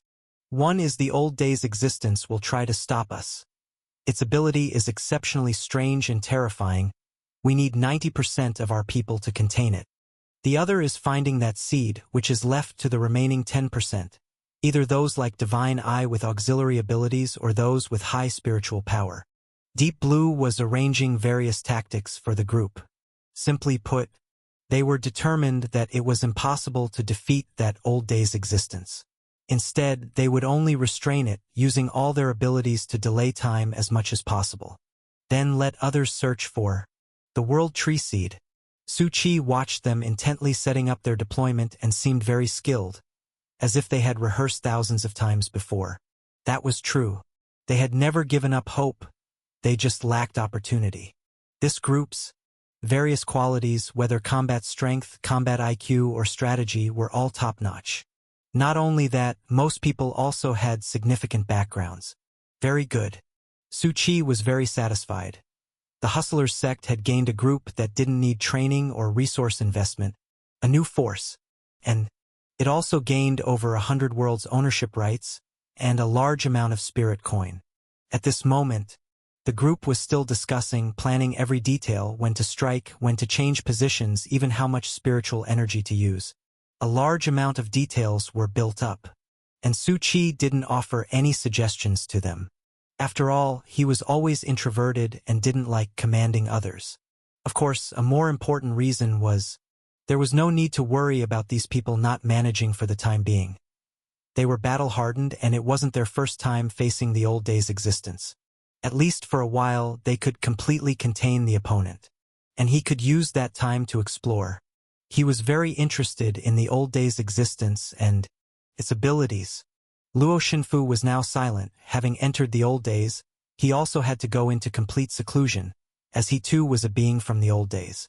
Xiao Meng, on the other hand, was reporting information to Su Qi. Master, I have detected the coordinates of those dozens of starfires that were previously trapped in photos and have established contact. Each starfire station is inside different photos, and they are starting to probe the range with them as the center. Others, possessing various abilities, searched for that world tree seed in the photos, while Su Qi could also slowly use question marks to search. But it wasn't necessary. First, because the number of photos was too large, and each photo projected a piece of space. His question marks only showed specific displays when in his own line of sight and recognizable, otherwise, it would just be a bunch of unrecognizable question marks. It was like looking at the ocean. Although appearing in Su Qi's sight, the aquatic life below in the ocean was just dense and untraceable question marks. For such things, Su Qi generally ignored them, because anything with information would generate question marks. One could hardly display even the dust particles in the air all the time. Otherwise, one could hardly walk. The entire view would be blocked by question marks. So, long ago, Su Qi realized, concentrating spiritual power could reduce unnecessary question marks or see more information. As spiritual power increased, Su Qi felt that these question marks were possibly not just passively received. He could even actively control them. However, although Su Qi's spiritual power had stepped into the extraordinary, he had only just realized this. Further progress, and discovering its true secrets, probably required another step further. Any other discoveries? Su Qi asked. Xiao Meng's voice came through. Yes, but not much. These photos, although they look like various different scenes, they seem to have connections between them. Question mark. Su Qi paused. Have connections? Yes, according to Xiao Meng's detection, most of the landscapes inside the photos are essentially space fragments, and then the objects captured are placed inside these space fragments. Sui nodded. So that was it. Although these photos looked mysterious, essentially the captured scene was first made into space fragments. Then there was the ability to trap others inside. If that's the case, does it also mean it has the ability to transfer the world tree seed from one photo to another? Yes, there's a high possibility, but it probably requires a significant expense to transfer. Okay, I got it. Su Qi smiled slightly. Indeed, it wasn't so simple. As long as the other party kept transferring, it would truly be a miracle if the world tree seed could be found by the people. However, although it could keep transferring, if it required a cost, it wasn't without opportunity. At this moment, the group had finished discussing. Everyone stood up solemnly, all equipment ready, expressions resolute. Prepare to move. Deep Blue and several of the most powerful and oldest leaders stood at the forefront, each leading a team. The chip's instant communication, detailed maps detection, all allowed them to coordinate their teams effectively. This time, they were determined to succeed. Everyone was moving closer to the area below. Su Qi was about to step forward, when Brother Five quickly grabbed Su Qi's shoulder. Don't rush. Let them go first. We'll follow behind. You don't need to fight. Just ensure your own safety. Not buddy. Su Qi paused. You all are too cautious. At that moment, everyone had already approached the area below, each person extending a hand to place the world tree leaf on their forehead. It flickered faintly, infusing an odd energy into everyone. The world tree leaf can't directly enhance combat abilities, but it can fend off the old days, which also means it can fend off those photographic killings from the existence of the old days. Brother Five gently said, This is also why, throughout the countless ages, we haven't lost anyone. It also defends against the surroundings from the old days. The longer we stay here, the more energy from the world tree leaf is consumed. That's why there's only a little left now, and that is why people no longer dare to take risks easily. We know you're under a lot of pressure. Su Qi hesitated. You can see that too? After all, we know about the consumption of the world tree leaf in the old days, and Brother Su, the chip you built with your abilities, has to support so many people, which must also consume a shocking amount of energy. Brother Five patted Su Qi's shoulder. But no matter what, please, Brother Su, you must keep going. This is the only chance we have in this lifetime. Su Qi looked at the shower of starfire coming from everyone's body. His tone grave, "I'll do my best." But although the value of Starfire's traits was indescribable by then, and Su Qi had already developed a blueprint for the future in his mind, the secrets of Starfire, once exposed, would undoubtedly cause a huge stir. That issue needed to be well handled. At that moment, everyone had already approached the dangerous area, the same place Su Qi had previously reached. "Open your divine eye," Deep Blue commanded intently. In the next moment, everyone channeled the power of the World Tree Leaf to their eyes, so they could see clearly below. The presence of the old days below, the black and white shadow also slowly lifted its head, like a withered old Taoist, those black and white eyes piercing through everything as if seeing through them. "Attack!"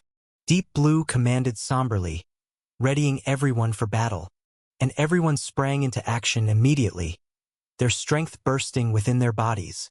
They rushed towards the black and white shadow.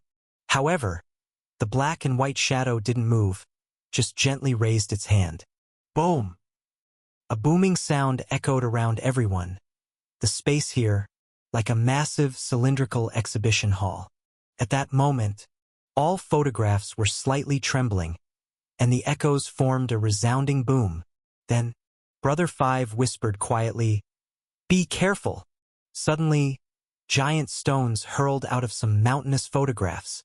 They shot towards everyone from all directions. "Dodge!" Deep Blue coolly issued the command. These boulders were not ordinary. They wielded more powerful strength under the influence of the black and white shadow. The people quickly reacted, dodging the stones from all directions swiftly. And then, roars came from all around again, the photographs of ancient century monsters showing black and white images. Dinosaur-like monsters suddenly burst out from the photographs. Terrifying strength erupted immediately. Everyone was already familiar with such attacks. "I'll handle it." The man in black with the sword on his back calmly lifted the large sword from behind and engaged in battle with one of the monsters. Others also joined the fight immediately. It wasn't just the ancient monster photographs. There were various oceanic monsters, volcanic eruptions spewing forth, a vast amount of thunder piercing through the clouds. These diverse scenic photos, at this moment, had transformed into deadly threats, plunging everyone into fierce battles. "Brother Su, fall back. We'll protect you." Meanwhile, whether it was because they had seen each other before, the various assaults directed towards Su Qi's side seemed to be particularly intense. Old Five, Divine Eye, short-haired woman, the six of them immediately took action, protecting Su Qi. It really felt too safe. Su Qi almost prepared to bring a chair over and sit down here. However, Su Qi slowly looked on. Throughout the entire time, black and white shadow remained seated in the middle position, never moving at all. And black and white shadow slowly raised its head, watching everyone tirelessly defending, dodging, fighting. Then, it lifted its old-fashioned camera hanging around its neck. "Be careful," the youth bellowed.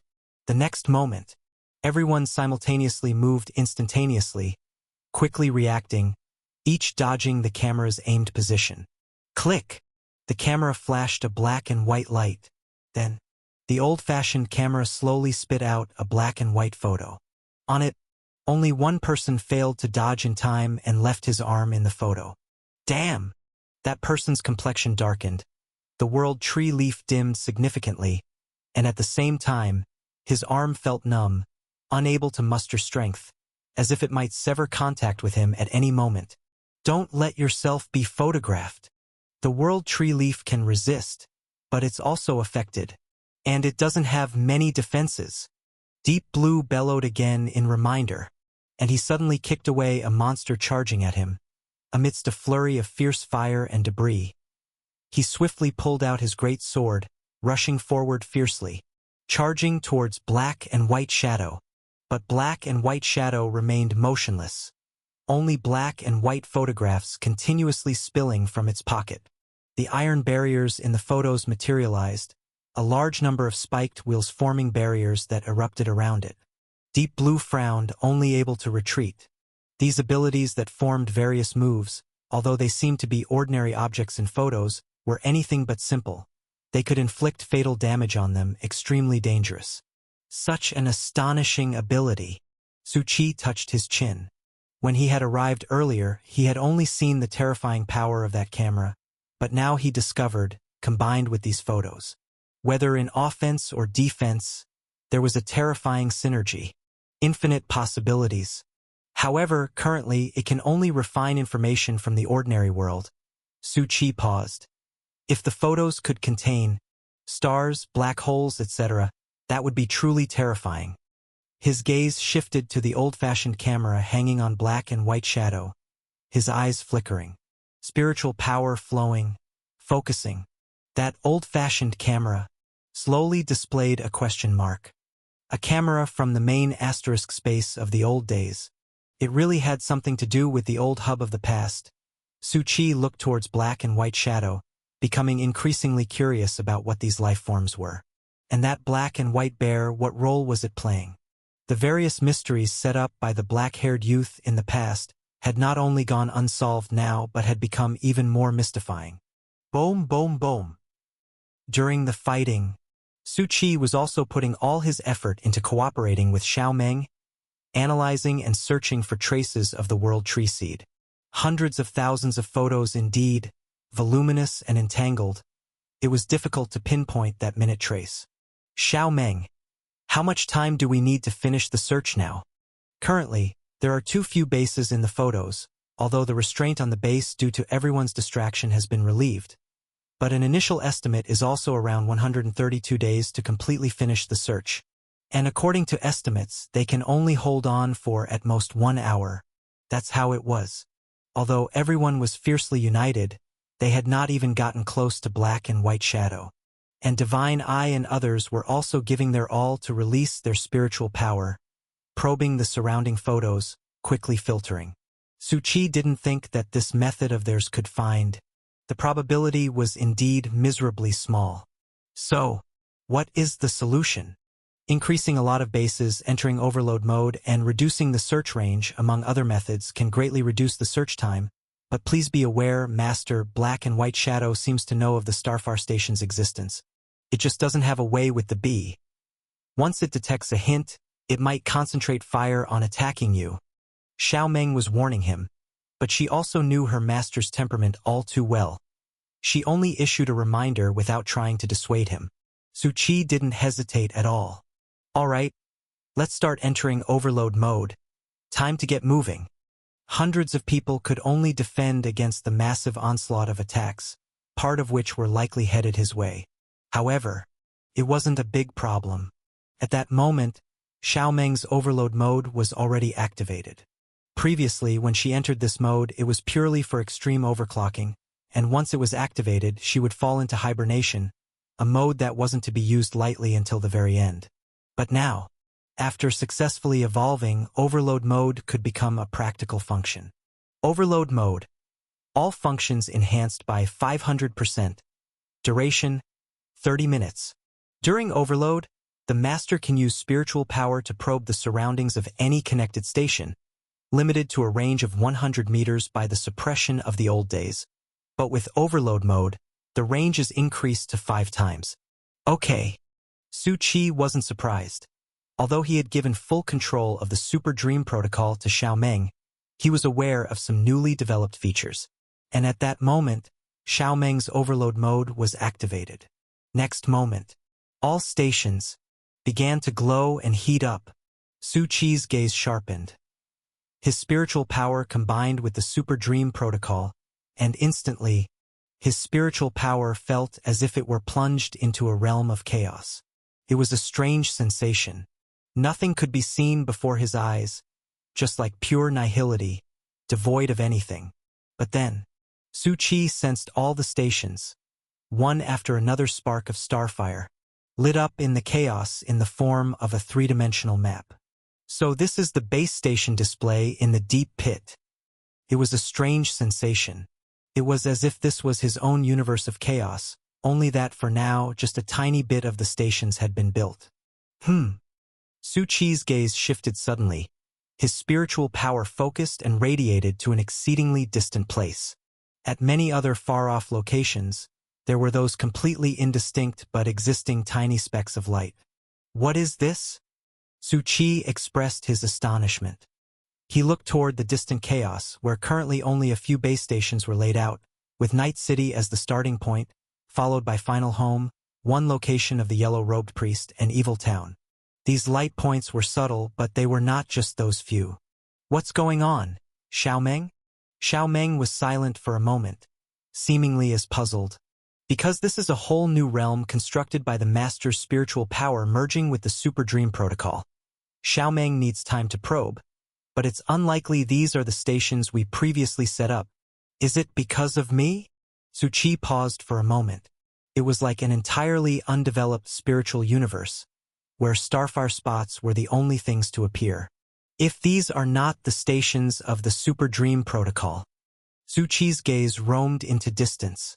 Then could they be starfire that I placed in the past?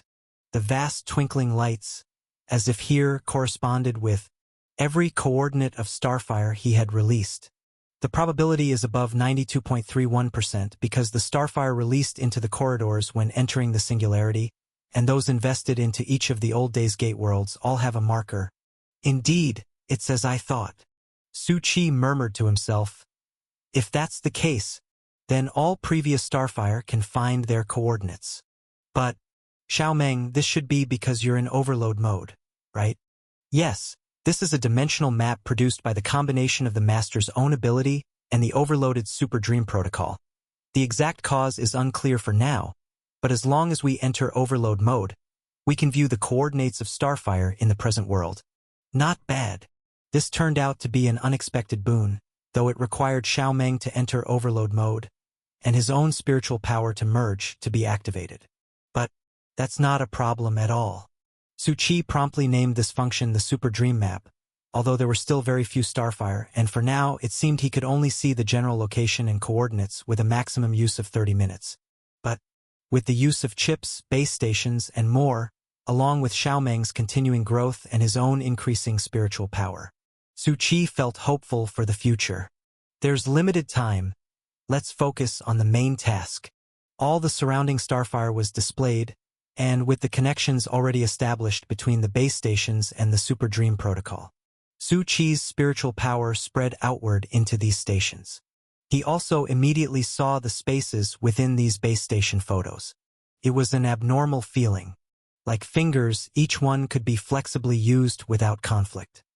He could now not only use his spiritual power to separately enter the range of each station to check, including the outside world, Su Qi could also move freely without any restrictions.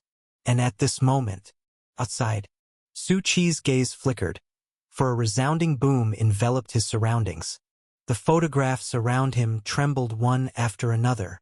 The next moment, whoosh, the sound of rapid arrow rain reached his ears. Lao Wu and the others had not been too far forward, always guarding Su Qi, and at this very moment, they felt the surge of killing intent more keenly. Their protective squad reacted immediately. One of them conjured a spiritual barrier right away, blocking the lethal strikes that shot toward them. Don't be afraid, Divine, I said calmly with a smile. We are not in the vicinity of that black and white shadow. We won't be the main target of attack. These attacks are just residual, nothing to worry about. Su Qi paused. Is that so? I think we still need to worry a bit. The next moment, boom! More photographs trembled. A flood of greater killing intent surged forth, and immense fluctuations burst forth continuously. Meteors, floodwaters, and thunderous forces exploded at once, all heading straight for them, with Su Qi at the center. Divine eyes widened in shock. Damn! Stop around and dodge. The person beside him suddenly changed color and roared, Move! The next moment, he activated his ability, and everyone instantly shifted more than 50 meters away, directly avoiding the terrifying flood that had just surged toward them. But none of that had ended. Right after, more projections began to emerge from the photos, carrying terrifying strength and again pouncing towards Su Qi's side. What's going on? Divine, I was astonished. Why did it suddenly start attacking us? I don't know. But we must protect Brother Su. You all hold them off. I'll protect him. The old fifth appeared directly beside Su Qi. His jade pendant flickering with totem, and runes formed around both of them. Su Qi looked thoughtfully at this totem, wondering if he had seen it somewhere before. However, now was not the time to think about this, as Su Qi's spiritual power was surging at full force, and he was creating a large number of starfire, spreading from the station outward. With every breath, millions of starfire were produced, spilling out of the stations hidden within different photos. Such actions naturally did not escape the notice of the black and white shadow. The attack that had just occurred was proof enough. What was to come would likely be even more intense. Boom! The people below had a subtle change in expression because they felt relieved of pressure but looked up to discover that some attacks had moved up above. Why? Did it notice? And the black and white shadow seemed even more furious, letting out a hoarse, low growl. It made everyone's eardrums ache. If it weren't for the world tree leaf flashing to resist, their eardrums would probably be bleeding. What was most important was that the black and white shadow's eyes were dead set on Su Qi, its claw-like hands violently swinging down. A great number of photos burst with killing intent, all converging on Su Qi's side. The several people guarding him turned pale, engulfed by this sharp breath and even more affected. Divine Eye's lips trembled slightly. Brother Su, I have a bad feeling about this. It seems like we've been targeted. No. Su Qi patted his shoulder to comfort him. Not targeted. We are about to be focus-fired. Divine Eye's eyes widened. Old Fifth spoke in a deep voice. Don't get distracted. If Brother Su dies here, we have truly lost. His eyes narrowed sharply. We must defend with our lives. It's not that dire. Su Qi remained unhurried. His vast numbers of starfire were filling the photos each second from within the stations. At the same time, he had noticed something. The more the presence of starfire, the photos seemed unable to withstand the pressure and would crack on their own. In his vision, already more than a dozen photos were shaking violently and cracking incessantly, as if they would collapse the next moment. However, amidst the millions of photo frames, this small change was unnoticeable to others, seen only by Su Qi and the black and white shadow. Although I don't know what happened, Deep Blue's expression became stern. But we must hold the line. Team 4, go protect Brother Su. The rest of you, come with me. Attack the black and white shadow. Understood. This sudden change disrupted all previous plans and created many unpredictable changes. Although it was unclear why Su Buxian was noticed, a quick judgment had to be made and this immediate decision was taken. Protect Su Buxian. You all must hold on. We'll break through. Deep Blue knew this was an opportunity. They had rarely made the black and white shadow show a weakness that allowed them to get close. After all, the power of the black and white shadow was limited. It could only activate part of the photos to unleash their power at the same time, and now that mostly all of it was focused on Su Buxian. That was a once-in-a-lifetime opportunity for them. Attack! Deep Blue and the rest roared lowly, bursting forth with all their spiritual energy, attacking the black and white shadow. Boom!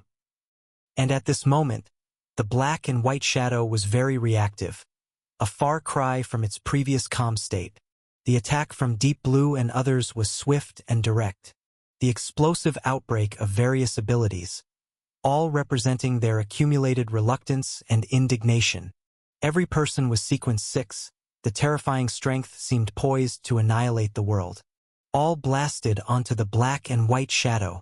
Around it, there were a multitude of frameless photographs, flying and spinning around it, swiftly spreading and forming a terrifying storm. It was directly blocked, and there was also the transmission of a hoarse snarl. Sharp and strange. Master, the trend of frame breakage around us is widening. I know. I didn't expect it to be so vulnerable inside, unable to even bear this little bit of starfire. It had been said before that the scenery in the photographs was all captured by it, holding a massive amount of information. while the so-called frames were tools for sealing, thereby allowing everything stored within to exist eternally, never able to escape. But now, Starfire had broken its limits. It was an eternal existence, with information capacity exhibiting dichotomy of being infinitely vast and infinitely small. Infinitely vast because of its eternal existence. Any act of annihilation traces could not annihilate it. Infinitely small because it required no consumption to produce in great quantities. It contained no energy or information. So, Su Chi snapped his fingers, and a frame shattered, having exceeded its capacity and comprehension limits. More importantly, once a photograph shattered, it would automatically transfer. This must be the black and white shadow's precaution for concealing the world tree seed. But now it was undoubtedly a considerable help to Su Chi. A great amount of Starfire incessantly broke through everything, also continuously transferred like a rolling snowball, from a slow start to instantly destroying those fragile framed photographs. Around him, more and more frames were shattering. Boom! And at that moment, the whole space suddenly underwent intense vibration, as if everyone's ears were placed inside the bell of Hong Zhong on a mountaintop, then fiercely struck by a club. Everyone felt dizzy and disoriented, and everyone felt a surge of astonishing coldness and murderous intent. More importantly, the body of the black and white shadow was enlarging, a large number of negatives merging into its body. Deep Blue and the others trembled slightly, their expressions mixture of shock and utmost solemnity. They had never seen this form of the black and white shadow, nor had they seen it react so urgently. What exactly is happening? Brother Su. It's fixating on you. The divine eye's pupils changed.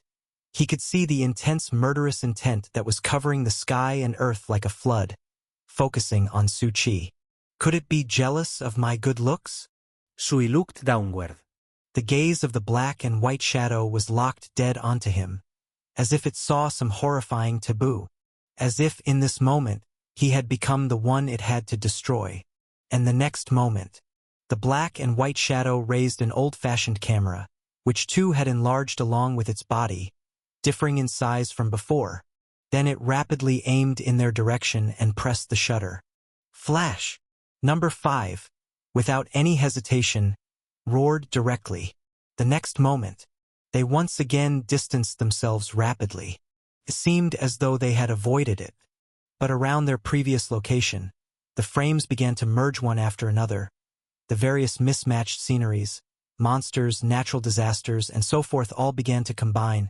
Not just this area. The old-fashioned camera of the black and white shadow started to move. Where its flash passed, a great many frames merged entirely. The whole surrounding area was undergoing earth-shattering changes. As if forming a world composed of numerous black and white sceneries, black and white monsters. Bad. Number 5 hoarsely said.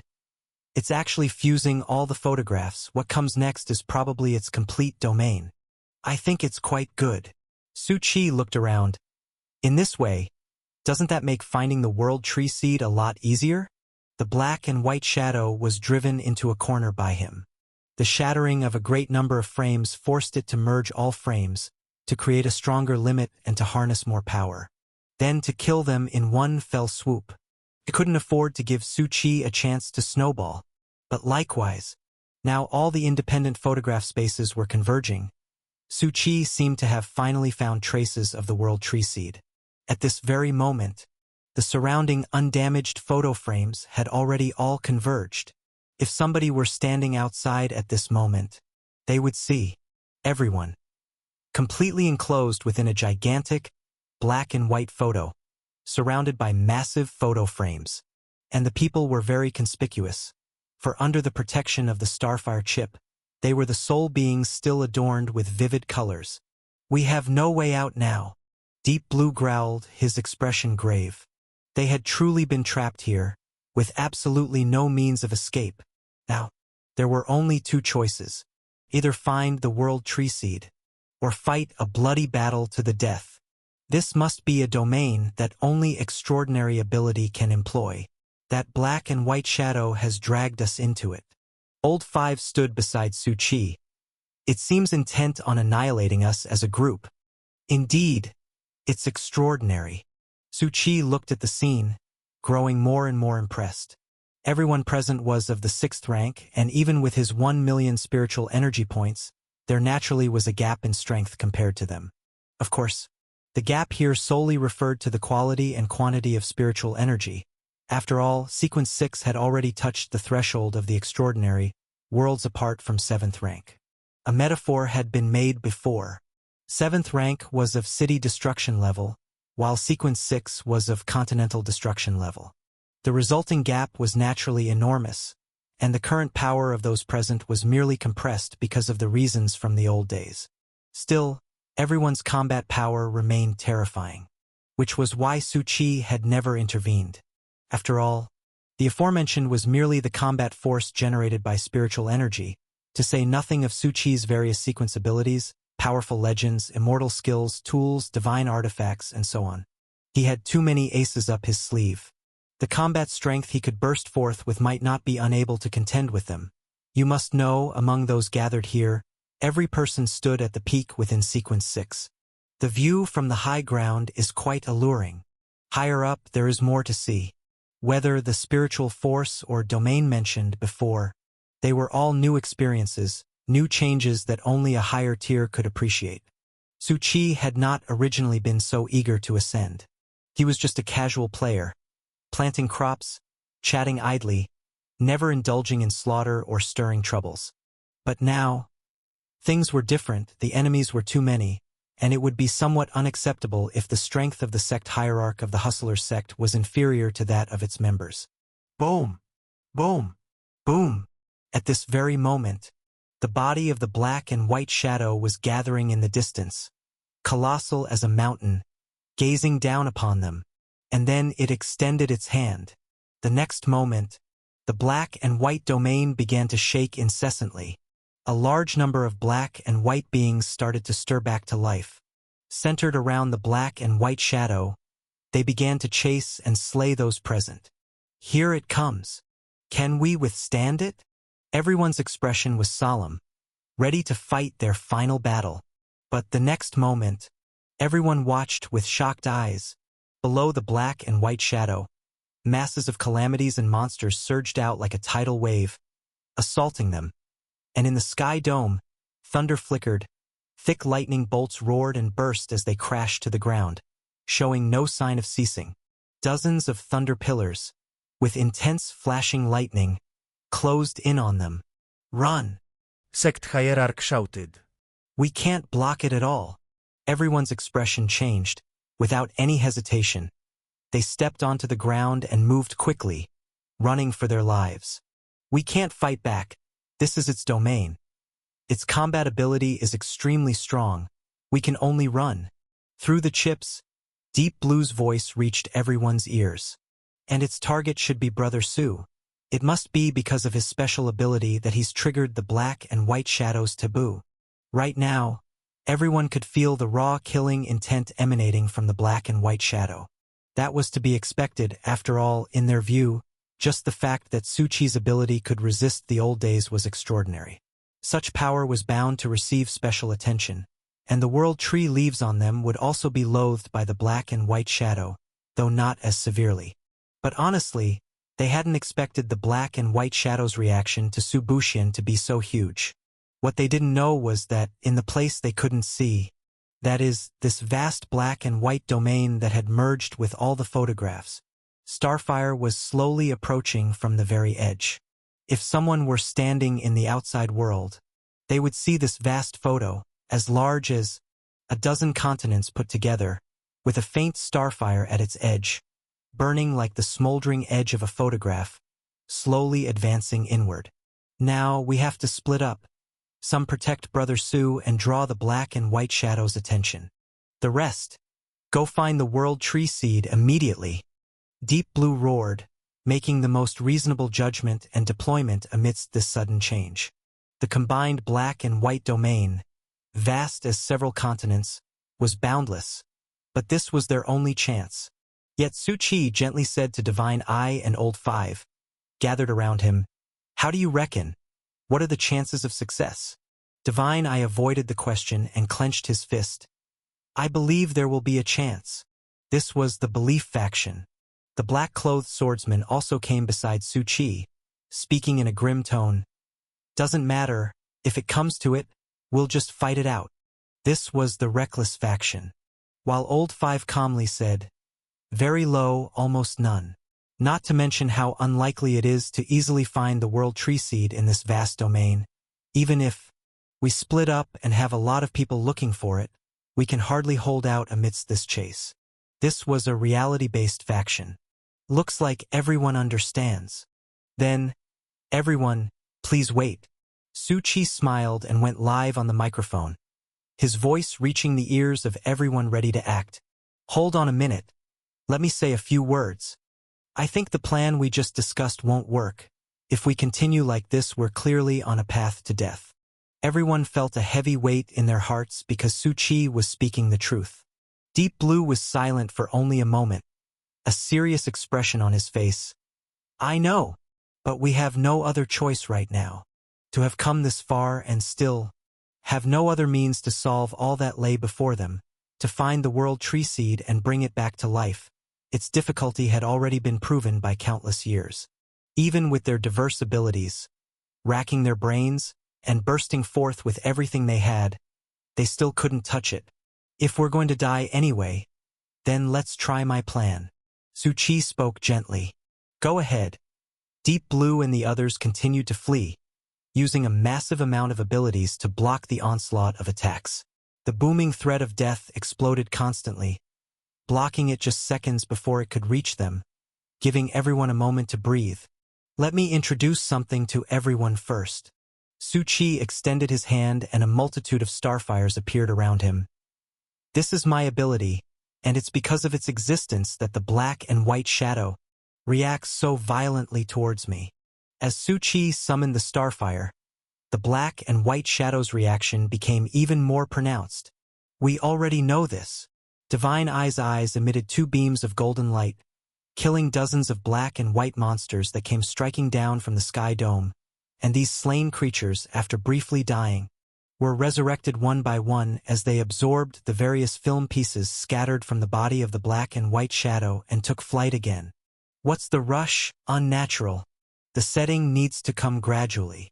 Su Qi stretched out his hand, activated the magic cube domain, and directly grabbed a black and white monster. The crowd watched in amazement at Su Qi's strength. Although they could easily kill these black and white monsters, this was because their strength was at the 6th rank. Yet Su Buxian, with 7th rank strength, could actually handle the creature so deftly. The next moment, a huge amount of starfire gathered on the creature. Under the shocked gazes of the crowd, this black and white monster began to struggle frantically and in just a few breaths shattered violently, dissolving into smoke. This is the key point. My starfire can destroy the black and white products within the domain. Everyone's eyes suddenly lit up. To be able to destroy black and white products. Of course, what they didn't know was, it was just the overwhelming amount of starfire that had overloaded the black and white monster's data capacity. Deep Blue quickly spotted the downside and, while fending off attacks, shouted, "We don't have enough. Can you mass-produce them? I can create a large amount of starfire, but it comes at a cost." Su Qi spoke softly. It requires a great deal of spiritual energy, spirit coins, or objects with extremely high energy. He shook his head. I've been quietly making them until now, but we are almost running out of resources. The crowd didn't doubt him. After all, such an ability must come at a price. I'll help you.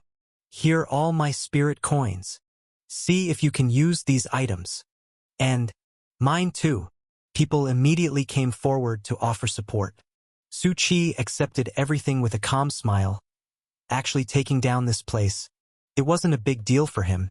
He had already found the way out and made his arrangements. The real key target was to bring these people under his command. Using the various bets and debts owed from previous gambling, that wasn't enough. He had to play the long game of favors, doing it step by step. And as Su Qi had said, with the acquisition of a vast amount of resources, more starfire was crazily produced. In just a few breaths, several millions of starfires appeared, and they continued to emerge without end. Everyone's expression changed, because they realized that the number of starfires around them was increasing continuously. What's this? Sui spoke softly. The Starfire Chips program has been set up.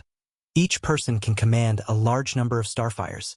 Now, I'm asking each of you to spread out and destroy everything here, look for the World Tree Seed, and at the same time more starfires will be produced. The resources are endless, and the starfires keep coming. Deep Blue took a deep breath as he watched the vast amount of starfire, seemingly really able to see an opportunity. Wait, what about you? I'm Nachereli. Su Chi looked toward the black and white shadow, attracting fire for you all. His body also erupted with a vast amount of starfire, enveloping and converging layer upon layer. At that moment, an attack suddenly plummeted toward him. Everyone wanted to stop it, but Su Chi charged directly into it. Boom! Su Chi's figure was blasted away, the defense of starfire around him torn asunder, but it rapidly began to recover. See that? With endless resources, I can keep this up. Su Chi wiped the blood from the corner of his mouth. Though in disarray and slightly wounded, he still shouted loud. We have limited time, limited resources, so why hesitate? Go now, act. Everyone's gaze trembled. At this very moment, watching Su Chi charge once more, each person's expression grew heavy. They could tell that Su Chi's tone was strained. Even if the starfire could block a barrage of black and white attacks, the impact on Su Chi himself was still significant. After all, he was only 7th rank. However, their expressions suddenly hardened, and they immediately dispersed to take action. Deep Blue roared, Brother Su, hang in there. We will find the World Tree Seed quickly and end this all. At this moment, any hesitation and waste of time was a disrespect to Brother Su's efforts. Each person, charged with starfire, began to expel strength with explosive power, swiftly darting in all directions, using everything they had to search for the World Tree Seed. And after everyone had left, the terrifying onslaught of the black and white shadow continued, carrying a fierce intent to kill which did not waver even as everyone left, not bothering to give chase. Instead, it seemed somewhat excited, filled with sadistic glee, as if without everyone's sanctuary, it could easily crush Su Chi. Kill, kill, kill. Die, die, die. Between the black and white, one could sense such emotions. Boom, boom, boom. And in the very next moment, a massive influx of black and white disasters, black and white monsters, all bombarded him, engulfing Su Chi. It lasted for more than 10 breaths without ceasing. Black and white dust flew everywhere. But then it suddenly paused because a calm voice came from within. All right. Stop, stop. You can't kill someone like that. The bombardment on Su Chi's protective starfire barrier didn't tear too great a hole. And layer upon layer of starfire assembled, diminishing below, the power of the black and white utterly incapable of destruction. Su Chi slowly stood up, calmly wiped the ketchup from the corner of his mouth, and dusted off his clothes. Gone was the image of dishevelment from before. The starfire barrier that clung to his body even expanded several times over, repelling all attacks from outside. Unmovable. The earlier rending of the starfire barrier had been a ruse. It existed perpetually, never to be wholly destroyed, only displaced by impact. And indeed, the impact was strong, but Su Chi easily avoided it using the Holy Light Corridor and could, with a mere thought, reposition the starfire. This was why Su Chi was fearless, because all black and white powers would prioritize the starfire, giving him a natural advantage in the old days. In the present world, however, it was purely ornamental, never able to achieve such an effect. Su Chi stood amidst a torrent of black and white attacks, unaffected. The speed at which starfire was torn was far slower than his speed of creating it, layer upon layer. Su Chi's body radiated an intense brightness. It even hurt the black and white shadow, driving it to madness. Now, it's just the two of us. Su Chi watched the question mark slowly forming above its head. Once again, the information of the *** space was displayed. Next. I hope you can provide what I want. Many people change color when they talk about the ominous. as if it is the most terrifying thing. However, for Su Qi it wasn't his first encounter with the ominous. The last time the sky filled with black rain drowning him out had been his first experience with the ominous. Although he didn't know when the next burst would happen, Su Qi had experience and was not afraid. Some say that in the old days, the more you knew, the worse off you were, with the ominous following you like a bone worm. But for me, not knowing is the real ominous. Su Qi stepped forward and charged directly at the black and white shadow.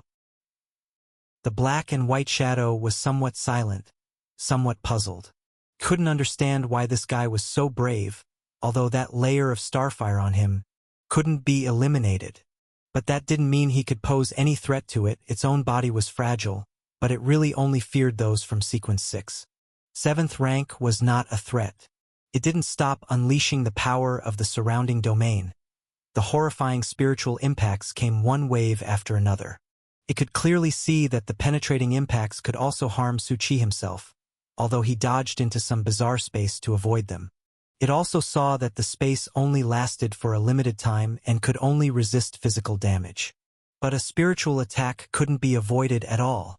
Boom! The black and white shadow let out a strange laugh. Its black and white face had ferocious fluctuations, and a hoarse, sharp sound suddenly burst out. The piercing sound wave mixed with terrifying spiritual power. Then the next moment, Su Qi turned pale, clutching his head in pain. Damn! I've been discovered. The holy light corridor can only block physical attacks. Everything else is completely unstoppable. Damn it! Seeing Su Buxian's pained expression, it got even more excited, and a terrifying spiritual impact burst forth. Twisted, struggling, piercing. In the old days, besides a majority of various bizarre abilities, actually the strongest and most abundant inside were various cunning spiritual powers. After all, an existence like itself, a life transformed by the old days, naturally integrated various traits of the old days into its spirit, making its spiritual power naturally stronger than other ordinary lives. It waved its hand widely. At this moment, all the monsters that were originally attacking and the calamities roaring into action changed their mode of attack. All became twisted, sharp, issuing terrifying sounds. It had completely abandoned physical attacks, bursting forth with all its spiritual attacks. Numerous spiritual power fluctuations visibly rippled, erupting voluminously from Su Qi as the center, and Su Qi also clutched his head. In extreme pain, he slowly lowered his head, as if on the verge of spiritual collapse. Even the starfire around Su Qi shook slightly as if affected, about to vanish in the next moment. The black and white shadow became even more excited, frenzied, its body trembling continuously. It was an old-day reformer, needing to accomplish various things to escape this eternal prison. And Su Buxian was its chance to escape this prison. His starfire, his very existence, was special in this old day. Something the old day desperately wanted to devour, as long as it captured him. Its eyes filled with frenzy and excitement. It wouldn't have to stay in this sunless place. Could even... Click! A slightly crisp sound rang out. It suddenly paused, looking at Su Buxian bending down, head low, but his right hand was holding a lighter, the crisp sound coming from Su Qi sparking the lighter. A flame slowly burned at the mouth of the lighter. It was puzzled, increasing the spiritual impact, with massive twisted roars heading towards Su Qi. But this time, Su Qi's body didn't tremble, instead slowly straightened up. His face no longer pale, no trace of pain could be seen. Although he was in the middle of a spiritual attack, he seemed to be unaffected. And he only had a smile, making eye contact with the black and white shadow. Sorry, just kidding. It was somewhat shocked. Why was this guy unaffected?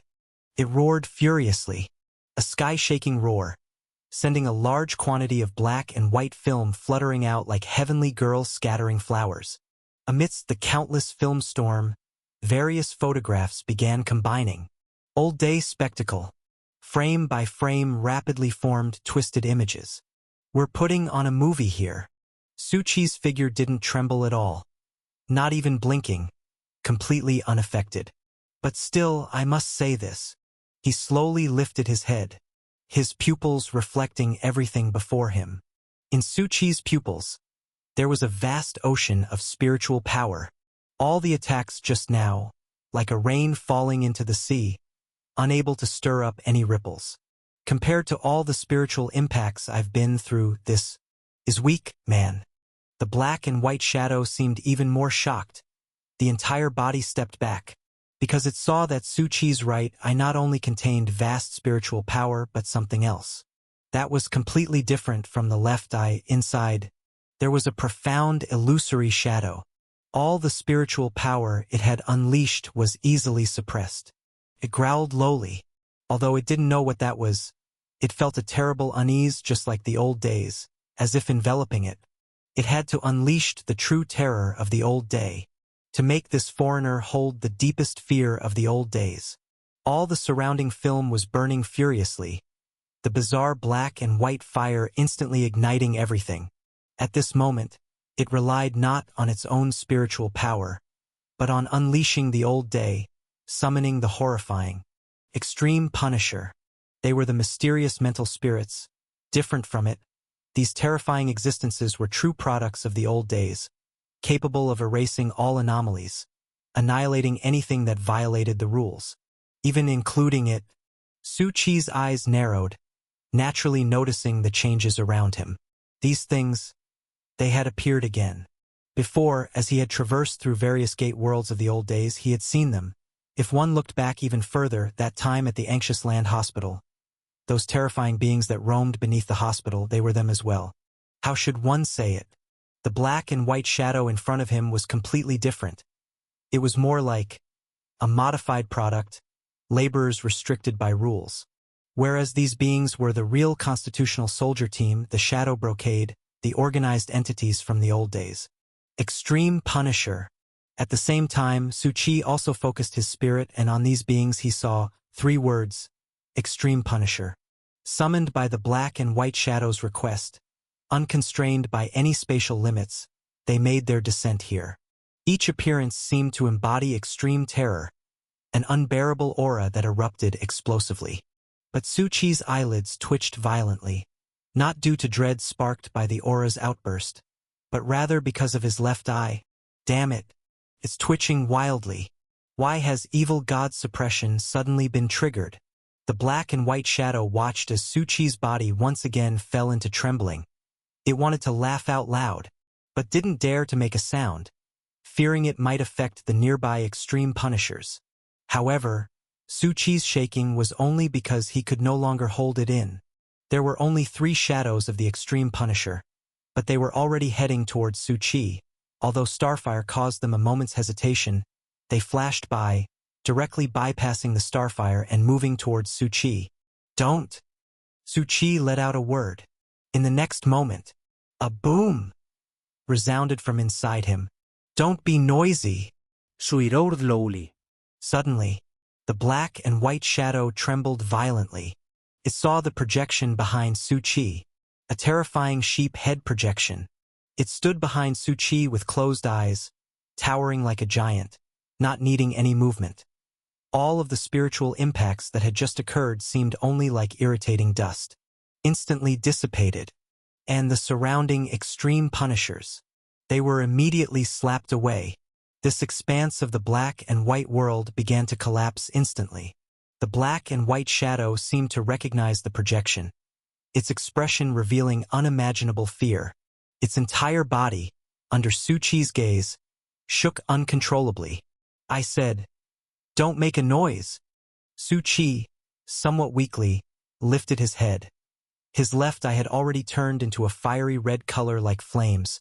Within it, a dark star river burned.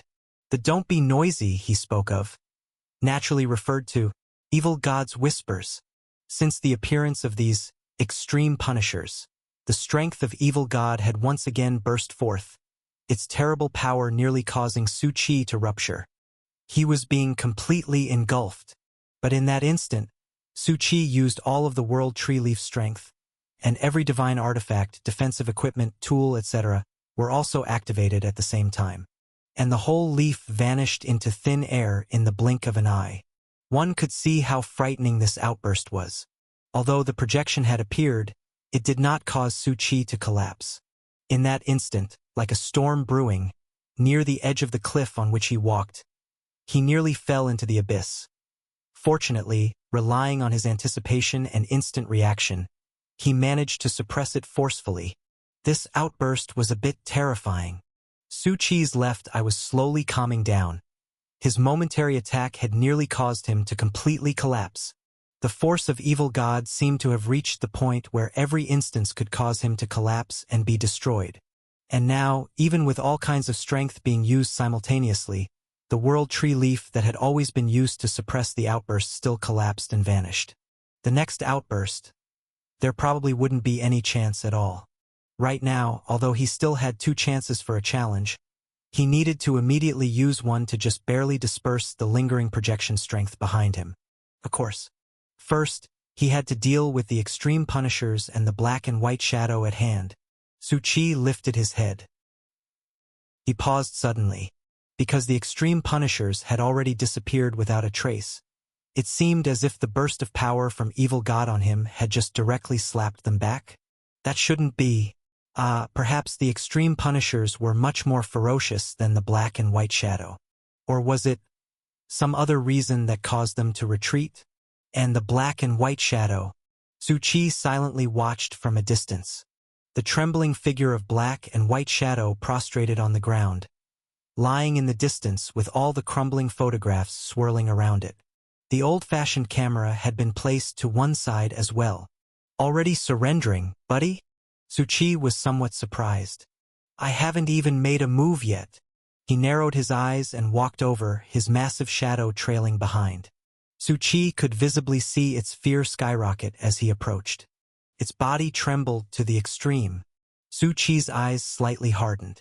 He could tell that the black and white shadow seemed to recognize the Evil God and that the extreme punishers were perhaps retreating, because of the projection of the Evil God. Stop shaking, or my shadow behind me will hit you. Su Qi spoke with a smile. Sure enough, in the next moment, black and white shadow dared not move. But the fear was even more intense, albeit suppressed. Indeed, the fame and strength of the Evil God didn't just spread in the abyss and the present world, but remained exceptionally terrifying in the old days. The value of the title Evil God was still on the rise. Don't be scared.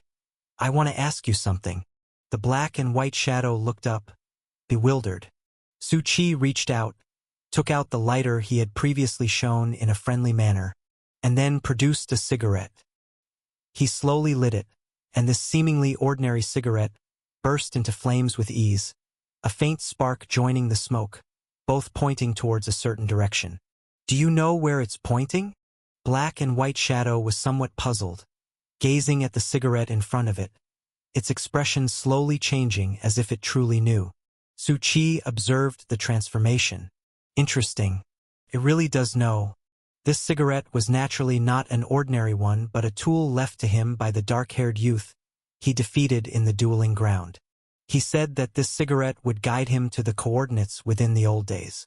Just now, Su Qi had noticed something resembling a message from a different space on black and white shadow, so he decided to test it, and it seemed he had really stumbled upon something. Black and white shadow trembled, extending a film strip with words emerging on it, as if trying to say something. But just as a few words surfaced, black and white shadow's body shook as if it had trespassed on some taboo.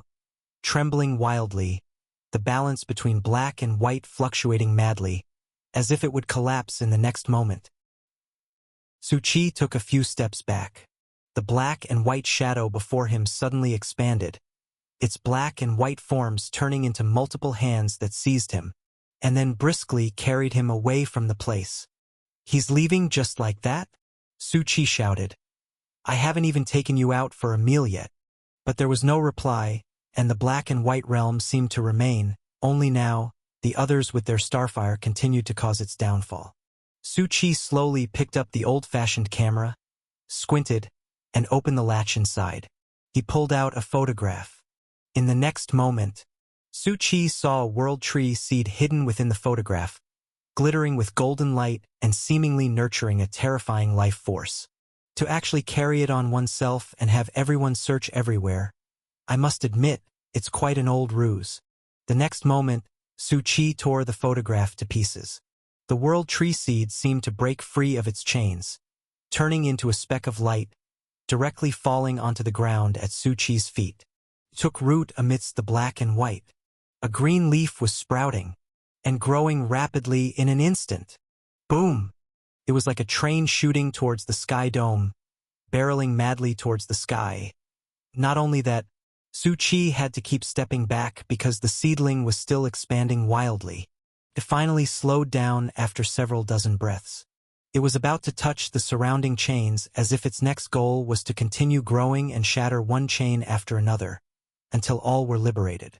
At the same time, it also radiated a faint glow, as a branch with tendrils slowly reached out towards Su Qi. Then it unfurled to reveal a dim seed inside. This was the will of the newly born World Tree Root. Its will carried the joy of breaking free from the sealing and piercing through the darkness. It was also a token of gratitude towards Su Qi. And Su Qi hesitated for a moment. He waved his hand. I don't collect junk. ? The will that emerged from the branches of the World Tree seemed a bit confused. But the next moment, the dim, lackluster seed was picked up by Su Qi. Just kidding. And what appeared in Su Qi's eyes was a notification box from Ancient Paradise. Old World Tree Seed. This is a seed that once supported countless ancient worlds, bearing traces far older than you can imagine.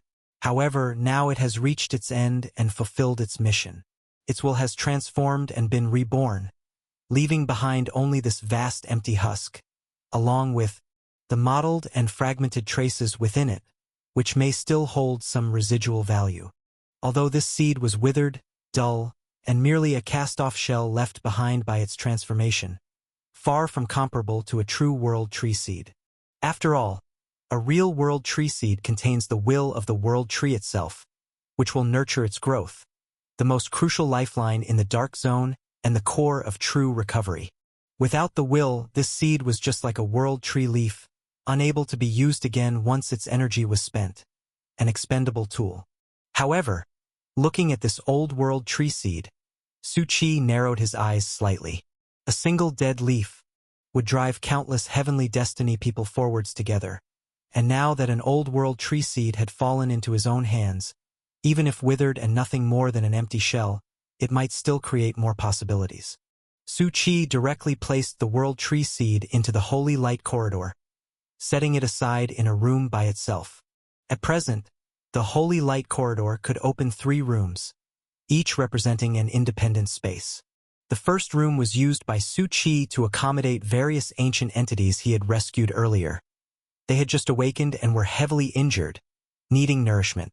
The second room was used to store various sundries and goods, with a Nan being arranged to stay there. After all, sometimes the item slot, with only so many slots, simply couldn't satisfy Su Qi's pleasure in wanting to carry something of everything, big or small, at all times. So, time and again, Su Qi would magically pull out a bunch of strange, seemingly useless items. And the third room was the core research and development area, the main station of the Super Dream Protocol, along with the Divine Mechanical Core, all placed within this zone. The size of each room was roughly that of a basketball court at present. Su Qi was currently using them as warehouses or places for people to hide, and the number and size of the rooms would probably change along with his own ascension. Su Qi was not in a hurry, as the current size was sufficient for his needs. And Su Qi placed the Old World Tree Seed in the third room, where Xiaomeng's holographic image was bustling and intensely focused on the research apparatus centered around the Divine Mechanical Core. He had moved the set of instruments from the starship here, but since the space was still not large enough to be turned into an intelligent research factory and become the true main base, the technology tree headquarters of the Hustlers required even more space. Su Qi handed over the Old World Tree Seed. Xiaomeng, I'll leave the analysis to you. Although Ancient Paradise had prompted a few frames, it did not provide much information about this Old World Tree Seed. Its specific use seemed similar to that of a world tree withered leaf, ready to be activated upon use. However, Su Chi had no immediate plans for utilizing its power because when the world trees presented it to him, a golden exclamation mark floated over it, something he had not seen before. This indicated that there was no danger this time, but if he could complete it, perhaps he would gain an unimaginable reward. And the content of the exclamation mark was, once stirring countless ancient 10,000 realms, now devoid of splendor, yet not incapable of starting anew, sowing seeds again for a new birth. Even though the information about its past was not very clear, Su Chi knew this thing was definitely very ancient, incredibly old. It even contained traces of those ancient pivots deeply buried in the old days, unknown to most. So, even without instructions on what to do, Su Chi still highly valued it and immediately handed it to Xiao Meng for analysis and research. Understood. Xiao Meng happily accepted it. She reveled in the sea of new information, finding joy in every moment and maintaining a strong curiosity about everything novel and unknown. Part of this character trait was due to her nature as an AI, needing more information to grow, but it was also largely because of Su Chi. Her core systems were influenced by a wealth of information about her master. Initial assessment underway. Xiao Meng was already proceeding with the analysis at this very moment. Initial assessment results projected. Approximately 56 hours required. That long? Su Chi mused to himself. This time frame was already quite long, given that he had only asked Xiao Meng to conduct a preliminary check, to outline a broad overview, skipping over any time-consuming information, and just to grasp the contour details. Generally speaking, the process was very brief, and even a complete world placed here would not take more than 10 seconds, assuming base station coverage and considering Xiao Meng's current computational power. And now, there was naturally no need for base station coverage. After all, it was just an old world tree seed. But who would have thought that this process would take so long, and it was just a cursory glance? Okay. Su Chi didn't linger here, and directly returned to reality. He looked around slightly. At this moment, everyone was still busy working desperately, leading a massive amount of starfire through mountains and seas, searching for the world tree seed. Guys, keep busy. Su Chi was not in a hurry, as he was releasing starfire through the base station every moment. After all, since it didn't require any consumption, then he simply wouldn't act impulsively, and instead kept producing starfire constantly. Otherwise, it would be a waste. Of course, this didn't require too much distraction, only requiring a sliver of spiritual power to set it on automatic, endlessly producing. Then he let Xiao Meng do logical distribution, storing a large amount of starfire in the pit's base station. It might be useful later. And the fact that everyone was currently scattered in search of the world tree seed was also helping him map it out, covering this photograph with starfire. Su Chi slowly picked up the old-fashioned camera. At this time, there was finally display information from Ancient Paradise. Name: Old-fashioned camera. Main God Space Hub item. Function: can project and preserve any information containing thing through photography. Please note, the information volume cannot exceed the maximum value, otherwise it will collapse. The maximum value is related to the holder's spiritual power. Note, he was a dark photography enthusiast, liked to preserve all that was cruel, dark, and false, and one day entered the main God space. Using his camera's evolved special ability, he used various cruel methods and reached the strength of Sequence 6, then died at the hands of others. Su Chi grasped it in his hand, tossing it lightly. Does this mean that this so-called relic from the old days was actually once a member of what is called the main God space, and after his death, he was transformed into a creature of the old days? That being said, it became clearer the difference between extreme punishers and creatures of the old days. One is native, the other transformed. As such, the image of the black and white bear appeared in Su Chi's mind. That guy was also a creature of the old days, his black and white, just like the black and white shadow, also restricted by rules. Could he perhaps also be from the main God space? Or another hub? Su Chi did not delve further. The information contained here was beyond imagination. However, Su Chi could discern a little from this vast unknown.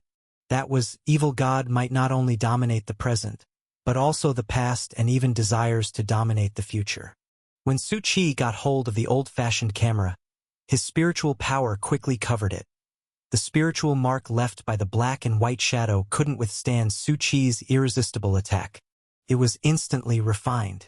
All sorts of specific information directly emerged in his mind. So that's it. Su Chi mused to himself. These photographs that Guy took are all projections taken during his experience in the main God space. It was fragmented information, its spiritual power couldn't digest it all, and could only control a little bit. That is, the things that used to attack everyone, but much was restricted, either like before using a frame to fix it, things would burst out from the photos, or pulling them into the photo domain like when it activated.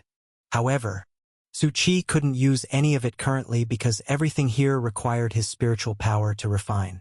And it was even attached with black and white shadow's spiritual mark. At this moment, everyone and a lot of Starfire were breaking everything here back to square one, enabling direct erasure of all spiritual marks.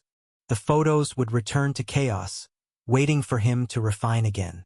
Su Chi could discern, it indeed loved photography, but its spiritual power couldn't digest so many photos, grasping perhaps not even 1 in 100,000. As for the domain, that was an extraordinary ability. Su Chi's current sequence had no way to activate it. Take it slow. Su Chi was not in a hurry. Everyone was currently bustling about, life and death at stake, just right helping his cause. He could use the Starfire on them to pioneer this black and white territory, roughly estimating it. Then he let Xiao Meng determine what was valuable and what could be ignored, which was also a good thing after sorting various priorities. Su Chi would come and refine what he needed, but he estimated it wouldn't take long before everyone would notice this. Because as time ticked by, the roots of the world tree were growing rapidly, and they would soon light up, announcing a thorough recovery. However, since there was no danger, it was just mapping and doing some grunt work.